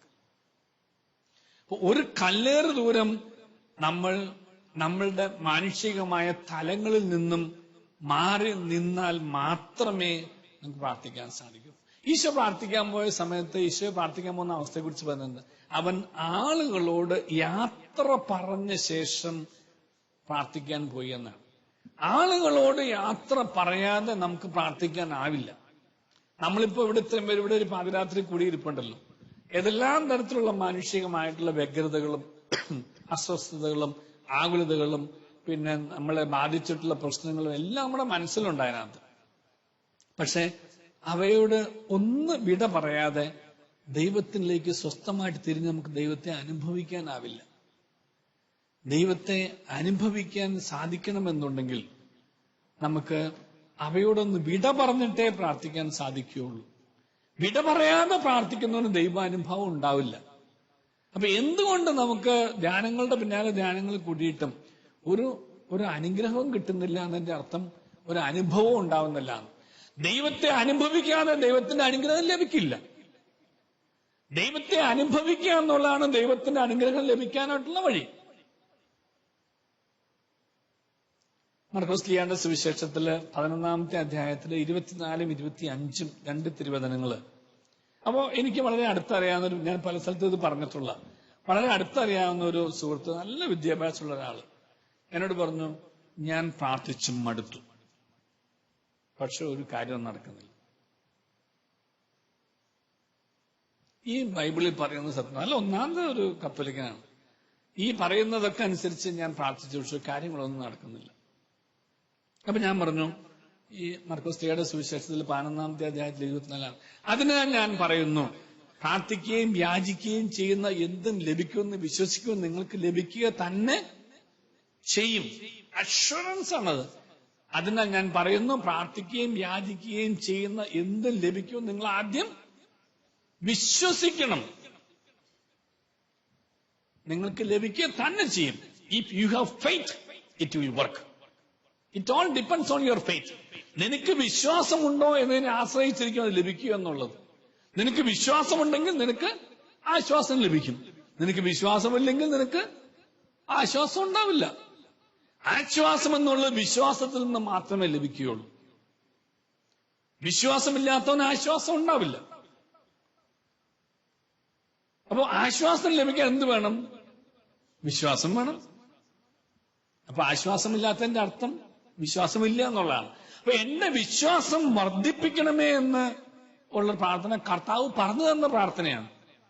നിങ്ങളുടെ വിശ്വാസം ക്ഷയിച്ചു പോകാതിരിക്കാൻ വേണ്ടി ഞാൻ പ്രാർത്ഥിക്കുന്ന കർത്താവ് പറഞ്ഞു. അത് പറഞ്ഞത് വിശ്വാസത്തിന്റെ തലവന്മാരോടാ പറഞ്ഞത്. വിശ്വാസം ക്ഷയിച്ചു പോകാതിരിക്കാൻ വേണ്ടി. വിശ്വാസം ക്ഷയിച്ചു പോകുന്ന തലങ്ങളിലാണ് നമ്മൾ ജീവിക്കുന്നത്. വിശ്വാസം ക്ഷയിച്ചു പോകുന്ന പ്രലോഭനങ്ങളുടെ ഇടയിലാണ് നമ്മൾ ജീവിക്കുന്നത്. അവിടെയാണ് നമ്മൾ മയങ്ങിപ്പോകുന്നത്. അതുകൊണ്ട് കർത്താവ് ചോദിച്ച് 1 മണിക്കൂറെങ്കിലും നിങ്ങൾക്ക് ഉണർന്നിരിക്കാൻ സാധിച്ചില്ല. ഉണർന്നിരിക്കുമ്പോൾ എന്താ സംഭവിക്കുക? ഉണർന്നിരിക്കുമ്പോൾ കർത്താവ് വളരെ ലളിതമായിട്ട് പറഞ്ഞ് പഠിപ്പിച്ചാണ്. ഉണർന്നിരിക്കുമ്പോൾ കാവൽക്കാൻ ഉണർന്നിരിക്കുമ്പോൾ കള്ളം പ്രവേശിക്കുമോ? പ്രവേശിക്കില്ല. കാരണം എന്താ? അവിടെ കാവൽക്കാരൻ ഉണർന്നിരിക്കുന്നു. കാവലുണ്ട് അവിടെ. കാവലുള്ളപ്പോൾ കള്ളനകത്ത് പ്രവേശിക്കാനാവില്ല. അപ്പൊ ഉണർന്നിരുന്ന് പ്രാർത്ഥിക്കാൻ കർത്താവ് പറയുന്നതിന്റെ അർത്ഥം നിങ്ങളുടെ വിശ്വാസത്തിന്റെ ഉണർവിൽ ജീവിക്കാൻ വേണ്ടിയിട്ടാണ്.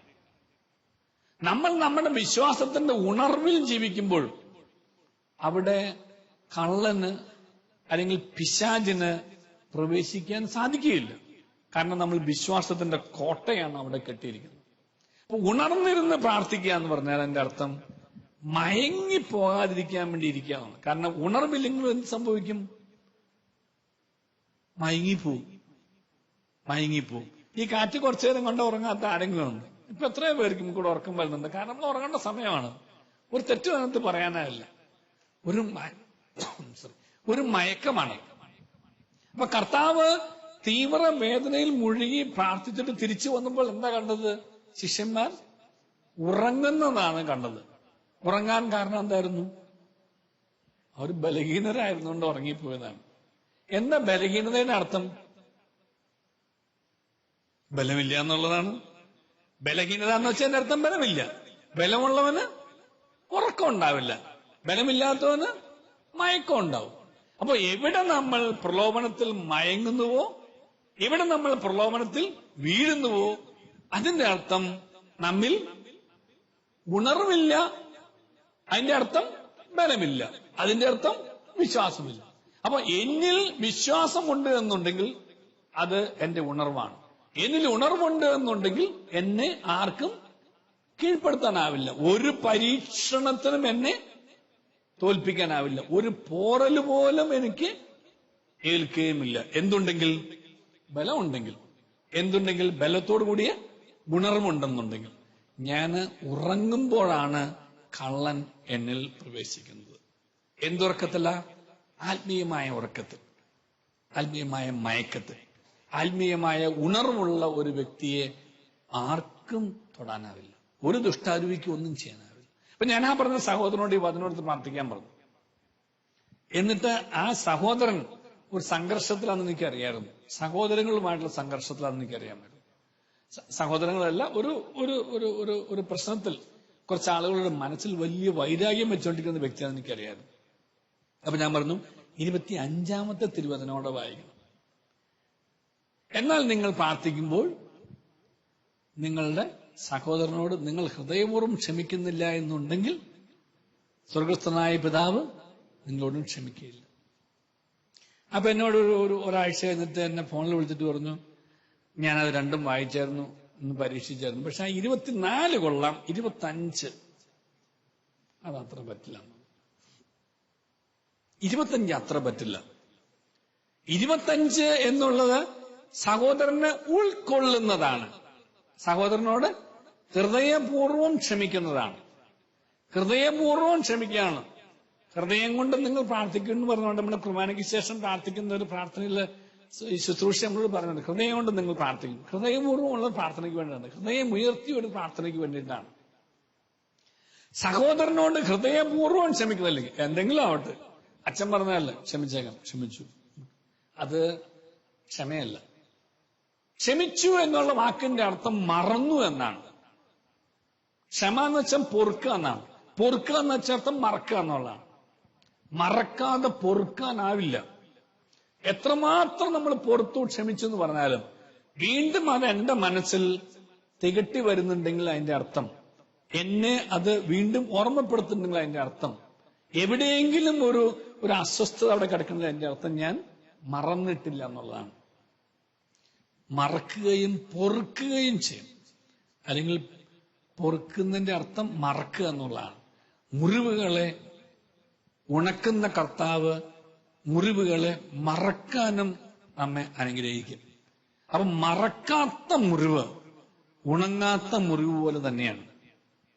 ഉണങ്ങുന്ന മുറിവിനോടൊപ്പം ആ മുറിവിനെ മറക്കാനും നമുക്ക് കഴിയണം. അപ്പൊ ഞാൻ ആ സുഹൃത്തിനോട് പറഞ്ഞതാണ്, 25 ഇല്ലാതെ 24 നിങ്ങളിൽ പ്രവർത്തിക്കില്ല. കാരണം നിങ്ങൾ ഇത്രമാത്രം ശക്തമായിട്ട് പ്രാർത്ഥിച്ചിട്ടും എന്തുകൊണ്ട് ദൈവത്തിന്റെ അനുഗ്രഹം, ദൈവത്തിന്റെ ഇടപെടൽ, ദൈവത്തിന്റെ അനുഭവം ലഭിക്കുന്നില്ല എന്ന് ചോദിച്ചാൽ അതിന്റെ അർത്ഥം നിങ്ങൾ നിങ്ങളുടെ സഹോദരനെ ഹൃദയത്തിൽ നിന്നും അകറ്റി നിർത്തിയിരിക്കുന്നു. നിങ്ങളുടെ ബന്ധങ്ങളിൽ വിള്ളലുണ്ടായിരിക്കുന്നു. ബന്ധങ്ങളിലുള്ള വിള്ളൽ നികത്താതെ നിങ്ങൾക്ക് ദൈവത്തിന്റെ അനുഗ്രഹം ഉണ്ടാവില്ല. കാരണം ദൈവ അനുഗ്രഹം തരാനുള്ള കൈവഴി നിങ്ങൾ അടച്ചു വെച്ചിരിക്കുകയാണ്. നമ്മള് ഒത്തിരി കൃഷിക്കാരോട് ഇരിപ്പുണ്ടാവും, തോട്ടിൽ വെള്ളം തിരിക്കാൻ പോയിട്ട് വെള്ളം തിരിക്കാൻ വന്ന തോടിന്റെ വഴി അടച്ചു വെച്ചിട്ട് വെള്ളത്തിന്റെ പമ്പ് തുറന്നിട്ട് വെള്ളം നമ്മുടെ പാടത്തേക്ക് കിട്ടുമോ? കിട്ടൂല. കാരണം നമ്മൾ ആ വെള്ളം വരാനുള്ള വഴി, കൈവഴി എന്നാ പറഞ്ഞത്, കൈവഴി അടച്ചു വെച്ചിരിക്കുക. എന്നിട്ട് മുകളിൽ പോയി വെള്ളം തുറന്നു വിട്ടാൽ കിട്ടുമോ? കിട്ടൂല. ദൈവത്തിന്റെ അനുഗ്രഹങ്ങൾ തരാനായിട്ട് ദൈവം തന്നിരിക്കുന്ന കൈവഴികളാണ് ദൈവം സ്ഥാപിച്ച മനുഷ്യരുമായിട്ടുള്ള നമ്മുടെ ബന്ധങ്ങൾ. അത് രക്തബന്ധമുണ്ട്, സുഹൃത്ത് ബന്ധമുണ്ട്, അയൽപക്കമുണ്ട്, ദൈവം ചേർത്ത ബന്ധങ്ങളുണ്ട്. ഈ എല്ലാ ബന്ധങ്ങളിലും ഉണ്ടായിട്ടുള്ള വിള്ളലുകൾ നികത്തണം. ഈ വിള്ളലുകൾ ഉണ്ടായതിന്റെ കാരണം ഇതാണ്, ഒരുമിച്ച് കൂടുന്നിടത്ത് ദൈവം ഉണ്ടാവും എന്ന് അറിയാവുന്ന സാത്താന്റെ ഇടപെടലുള്ളതുകൊണ്ടാണ്. ആ സാത്താന്റെ ഭിന്നിപ്പിന്റെ ദുരാത്മാവിനെ നമ്മളിൽ നിന്ന് മാറ്റി നിർത്തിയാലേ നമ്മുടെ കുടുംബങ്ങളിൽ, നമ്മുടെ ഇടവകയിൽ, നമ്മുടെ അയൽപക്കങ്ങളിൽ, നമ്മുടെ കൂട്ടായ്മകളിൽ സന്തോഷവും സമാധാനവും ഐക്യവും ഉണ്ടാവുകയുള്ളൂ. അപ്പോ നമ്മൾ ഈ ഉണർന്നിരുന്ന് പ്രാർത്ഥിക്കുന്നതിന്റെ അർത്ഥം എന്ന് പറയുന്നത്, എവിടെയാണ് എന്റെ ഉണർവ് നഷ്ടപ്പെട്ടത് എന്ന് തിരിച്ചറിയാൻ വേണ്ടിയിട്ടാണ്. ആ ഉണർവ് നഷ്ടപ്പെട്ടത് തിരിച്ചറിഞ്ഞു കഴിഞ്ഞാൽ, ഉണർവ് എന്നുള്ളത് എന്റെ ബലമാണെന്ന് തിരിച്ചറിഞ്ഞാൽ, ആ ബലം എന്നുള്ളത് എന്റെ വിശ്വാസമാണെന്ന് തിരിച്ചറിഞ്ഞാൽ, ആ വിശ്വാസത്തിന് ക്ഷയമുണ്ടായിട്ടെങ്കിൽ, ബലക്കുറവുണ്ടായിട്ടെങ്കിൽ, ആ വിശ്വാസത്തെ ബലപ്പെടുത്താൻ വേണ്ടിയിട്ടാണ് കർത്താവ് ഉണർന്നിരുന്ന് പ്രാർത്ഥിക്കാൻ പറഞ്ഞത്.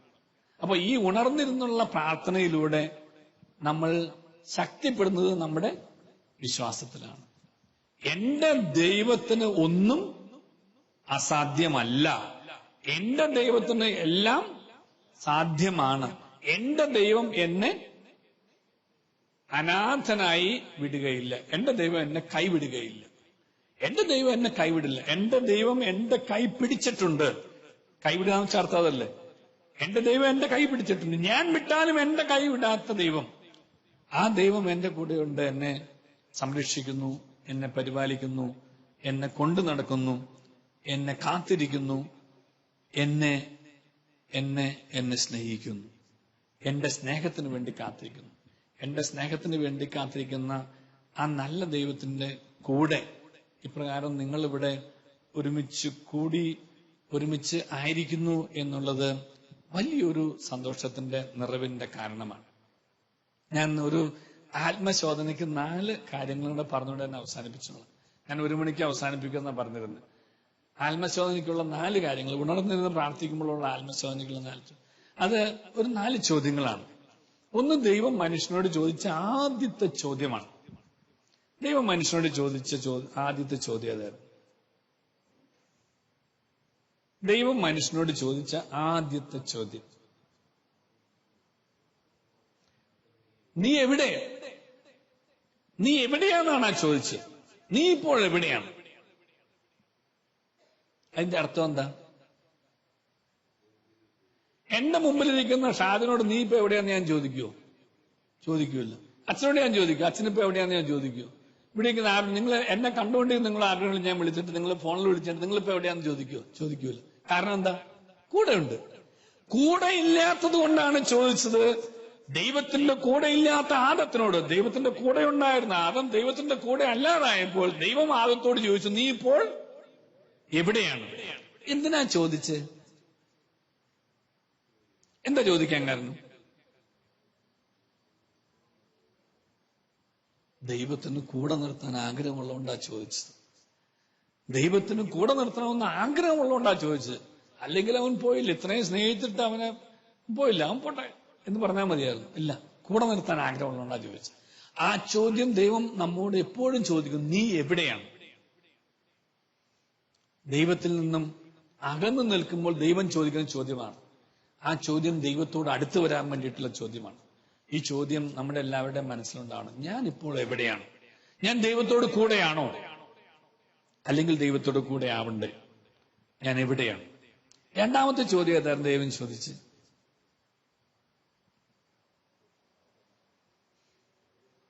ഞാൻ നിന്റെ സഹോദരൻ എവിടെയാണെന്നാണ്.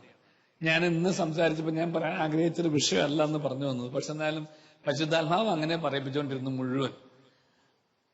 നിന്റെ സഹോദരൻ എവിടെയാണെന്ന് ചോദിച്ചു. അത് ആരോടാ ചോദിച്ചേ? കായനോടാ ചോദിച്ചു. എന്തുകൊണ്ടാ ചോദിക്കാൻ കാരണം? എന്തുകൊണ്ടാ ചോദിക്കാൻ കാരണം? സഹോദരനായ ആബേൽ കായന്റെ കൂടെ ഇല്ല, ചേട്ടന്റെ കൂടെ അനിയനില്ല. അനിയനെ കൂടെ നിർത്തേണ്ട ചേട്ടൻ അനിയനില്ലാതെ വന്നു കഴിഞ്ഞപ്പോൾ ചേട്ടനോട് ദൈവം ചോദിച്ചു, നിന്റെ അനുജൻ എവിടെ? നിന്റെ സഹോദരൻ എവിടെ? ചേട്ടന്റെ മറുപടി എന്തായിരുന്നു? ഞാനാണ് എന്റെ സഹോദരന്റെ. അതിന്റെ അർത്ഥം എന്താ? എന്റെ സഹോദരന്റെ കാവൽക്കാരൻ ഞാനാണ്.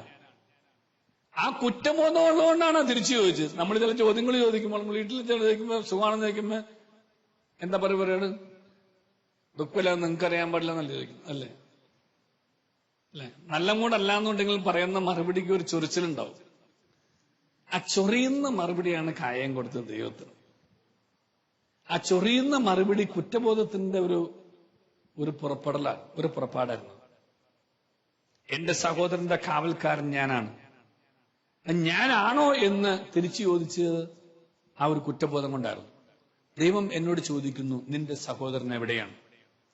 എന്റെ സഹോദരൻ എന്ന് പറയുന്നത് ദൈവം എന്നോട് ചേർത്ത് നിർത്തിയ ബന്ധങ്ങളാണ്.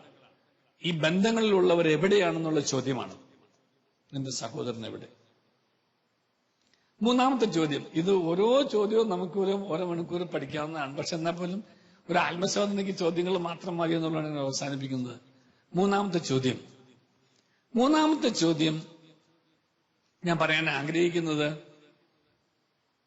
കോവാദിസ്, നിങ്ങൾ എവിടേക്ക് പോകുന്നു? ഈ ചോദ്യം നമ്മുടെ ബൈബിളിൽ കാണുന്ന ചോദ്യമല്ല. പക്ഷെ കോവാദിസ് എന്നുള്ള ആ ഒരു സിനിമയിലോ നാടകത്തിലോ ഉരുത്തിരിഞ്ഞു വന്ന ചോദ്യമാണ്. പത്രോസ്ലിയ പേടിച്ച് റോമ നഗരം വിട്ട് ഓടിപ്പോകുമ്പോൾ കർത്താവ് കുരിശുമായിട്ട് എതിരെ വരുന്നത് കാണുന്നു. അപ്പൊ പത്രോസ്ലിയ ചോദിക്കുന്നു, കർത്താവ് നീ എവിടേക്ക് പോകുന്നു? നീ എങ്ങോട്ടാ പോകുന്നു? Where are you going? നീ എങ്ങോട്ട് പോകുന്നു? അപ്പൊ കർത്താവ് എന്താ മറുപടി പറഞ്ഞത്? ഞാൻ വീണ്ടും മരിക്കാൻ പോവാണ്. കാരണം എന്താ? ഒരു മരണം മരിച്ചിട്ട് നിനക്ക് ഒരു ബലം കിട്ടിയിട്ടില്ല, ഒന്നും കൂടെ മരിക്കാൻ പോവുകയാണ്. പത്രോസ്ലിയ തിരിച്ചു വന്നു. അവിടെയാണ് കോവാദിസ് എന്നുള്ള പള്ളിയുണ്ട്. ഞാൻ ആ ദൈവത്തിന്റെ കൃപ കൊണ്ട് ഞാൻ ആ വഴിക്ക് പോയിട്ടുണ്ട്, ഞാൻ ആ സ്ഥലം കണ്ടിട്ടുണ്ട്, അവിടെ പോയി പ്രാർത്ഥിച്ചിട്ടുണ്ട്. നീ എവിടേക്ക് പോകും? നീ ഇപ്പോൾ നിന്റെ സഞ്ചാരം ഇപ്പൊ എവിടേക്കാ? നീ ഇപ്പൊ എവിടേക്കാ പോകുന്നത്? ഈ ചോദ്യം ഉള്ളിൽ കേൾക്കാത്ത ആരെങ്കിലും ഇവിടെ ഇരിപ്പുണ്ടോ? നീ എവിടേക്ക് പോകുന്നു? വഴി തെറ്റിപ്പോയ സമയത്ത് നീ എവിടേക്ക് പോണു എന്നുള്ള ചോദ്യം ഉള്ളിൽ കേൾക്കാത്ത ആരെങ്കിലും ഇവിടെ ഇരിപ്പുണ്ടോ? ചോദിച്ചിട്ടുണ്ട്, നമ്മൾ കേട്ടിട്ടില്ല എന്ന് മാത്രമേ ഉള്ളൂ. നമ്മൾ വഴി തെറ്റുമ്പോൾ ദൈവാത്മാവ് നമ്മുടെ ഉള്ളിൽ നിന്ന് ചോദിക്കുന്നു, നീ എവിടേക്ക് പോകും? വഴിതെറ്റുമ്പോൾ ചോദിക്കുന്ന ചോദ്യമാണ്, നീ എവിടേക്ക് പോകും? നീ എവിടെ? നിന്റെ സഹോദരൻ എവിടെ? നീ എവിടേക്ക് പോകുന്നു? 4-ാമത്തെ ചോദ്യം, അത് അവസാനത്തെ ചോദ്യമാണ്. ഇന്ന് ഇപ്പോൾ ഞാൻ മരിച്ചാൽ ഞാൻ എവിടെയായിരിക്കും? ഇന്ന് ഇപ്പോൾ ഞാൻ മരിച്ചാൽ ഞാൻ എവിടെയായിരിക്കും? നമ്മൾ എവിടെയായിരിക്കാൻ വേണ്ടിയാണ് ജീവിക്കുന്നത്? സ്വർഗത്തിലായിരിക്കാൻ വേണ്ടി. സ്വർഗത്തിലായിരിക്കുന്നതിന്റെ പ്രത്യേകത എന്താ? സ്വർഗത്തിലായിരിക്കുന്ന പ്രത്യേകത എന്താ? അത് എന്നേക്കുമുള്ളതാണ്. ഇതോ വെറും താൽക്കാലികമാണ്. അടുത്ത കൊല്ലം ഈ പ്രസംഗം കേൾക്കുന്ന ഇതുപോലെ ഇതേ സമയത്ത് വന്ന് പ്രസംഗം കേൾക്കുക, അത്ര നമ്മൾ ആരുണ്ട്? ഞാനുണ്ടാവും, എനിക്ക് ഉറപ്പുണ്ട്? ഒരു ഉറപ്പില്ല, ആർക്കുമില്ല. നമ്മളെല്ലാവരും കടന്നു പോകുന്നവരാണ്. എവിടേക്കാ കടന്നു പോകുന്നത്? നമ്മൾ പുറം രാജ്യത്തേക്ക് പോയിട്ടുള്ളവർക്കറിയാം, പാസ്പോർട്ട് ആദ്യം എടുക്കും, ഇന്ത്യൻ പൗരനാണെന്ന് കാണിക്കും. അത് കഴിഞ്ഞിട്ട് പുറത്തൊരു രാജ്യത്തേക്ക് പോകാൻ വേണ്ടിയിട്ട് എന്തെടുക്കും? വിസ എടുക്കും. എന്തിനു വേണ്ടിയിട്ട്? ആ രാജ്യത്തേക്കുള്ള പ്രവേശനം കിട്ടാൻ വേണ്ടിയിട്ടാണ് വിസ എടുക്കുന്നത്. നമുക്ക് മരണം ഒരു വിസയാണ്. വിസ എടുത്തിട്ട് എങ്ങടാ പോകുന്നേ? എവിടെ പോകാൻ വേണ്ടിയാ വിസ എടുക്കുന്നത്? സ്വർഗത്തിൽ പോകാൻ വേണ്ടിയിട്ട് മാത്രമാണ്. സ്വർഗത്തിൽ പോയാലുള്ള പ്രത്യേകത തിരിച്ചു വരാൻ പറ്റാത്ത എന്നേക്കുമായിട്ടുള്ള ഒരു അവസ്ഥയാണ്.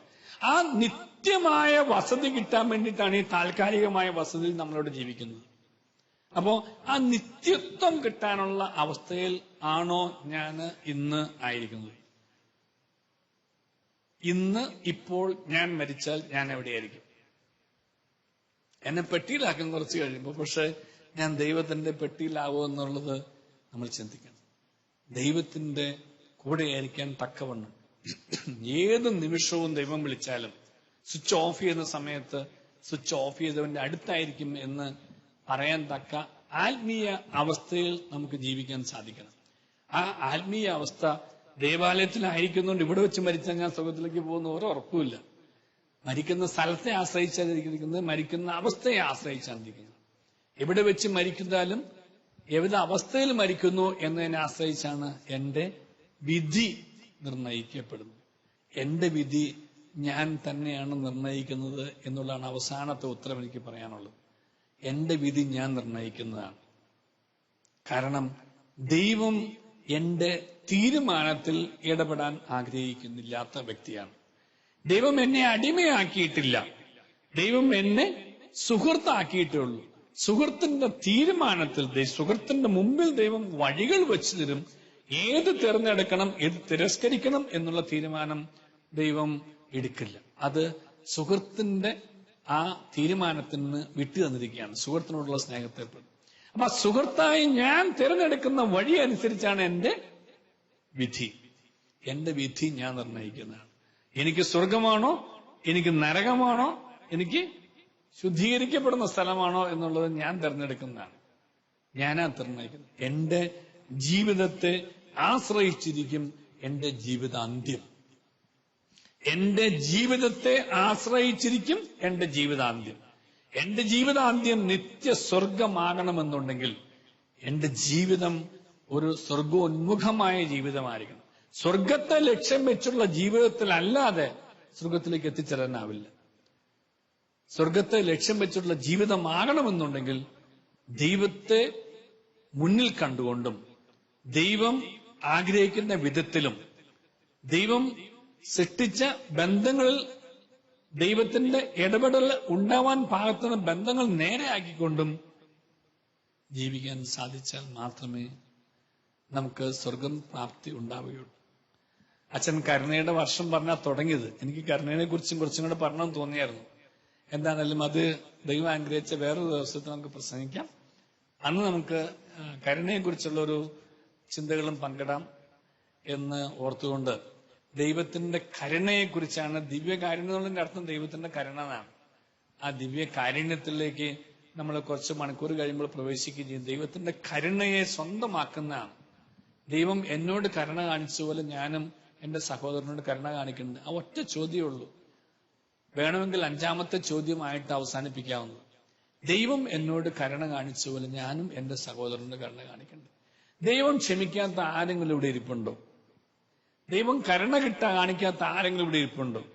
ദൈവം അനുഗ്രഹം, എന്തെങ്കിലും ഒരു അനുഗ്രഹം തരാത്ത ആരെങ്കിലും ഇവിടെ ഇരിപ്പുണ്ടോ? ആരുമില്ല. എത്രയോ പ്രാവശ്യം ദൈവം എന്നോട് ക്ഷമിച്ചു. എത്രയോ പ്രാവശ്യം ദൈവം എനിക്ക് അനുഗ്രഹങ്ങൾ തന്നു. എത്രയോ പ്രാവശ്യം ദൈവം എനിക്ക് വഴികൾ കാണിച്ചു, കരുണ കാണിച്ചു. എന്നോട് ദൈവം എന്നോട് കരുണ കാണിച്ചപോലെ ഞാനും എന്റെ സഹോദരന് കരുണ കാണിക്കണ്ടേ? ദൈവം എന്നോട് കാണിച്ച കരുണ ഞാൻ എന്റെ സഹോദരനോട് കാണിക്കുന്നില്ല എന്നുണ്ടെങ്കിൽ ഞാൻ സ്വർഗത്തിൽ പോവില്ല. ഞാൻ സ്വർഗത്തിൽ പോകണമെന്നുണ്ടെങ്കിൽ ദൈവം എന്നോട് കാണിച്ച കരുണ ഞാൻ എന്റെ സഹോദരനും കാണിക്കണം.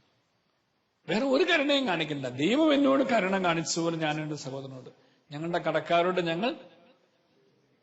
ഞങ്ങളുടെ കടങ്ങൾ ക്ഷമിക്കണം. അപ്പം അപ്രകാരമുള്ളൊരു കരുണ, ദൈവം കാണിച്ച കരുണ സഹോദരനോട് കാണിക്കാനും കഴിയട്ടെ എന്നും കൂടെ പ്രാർത്ഥിച്ചുകൊണ്ട് ഞാൻ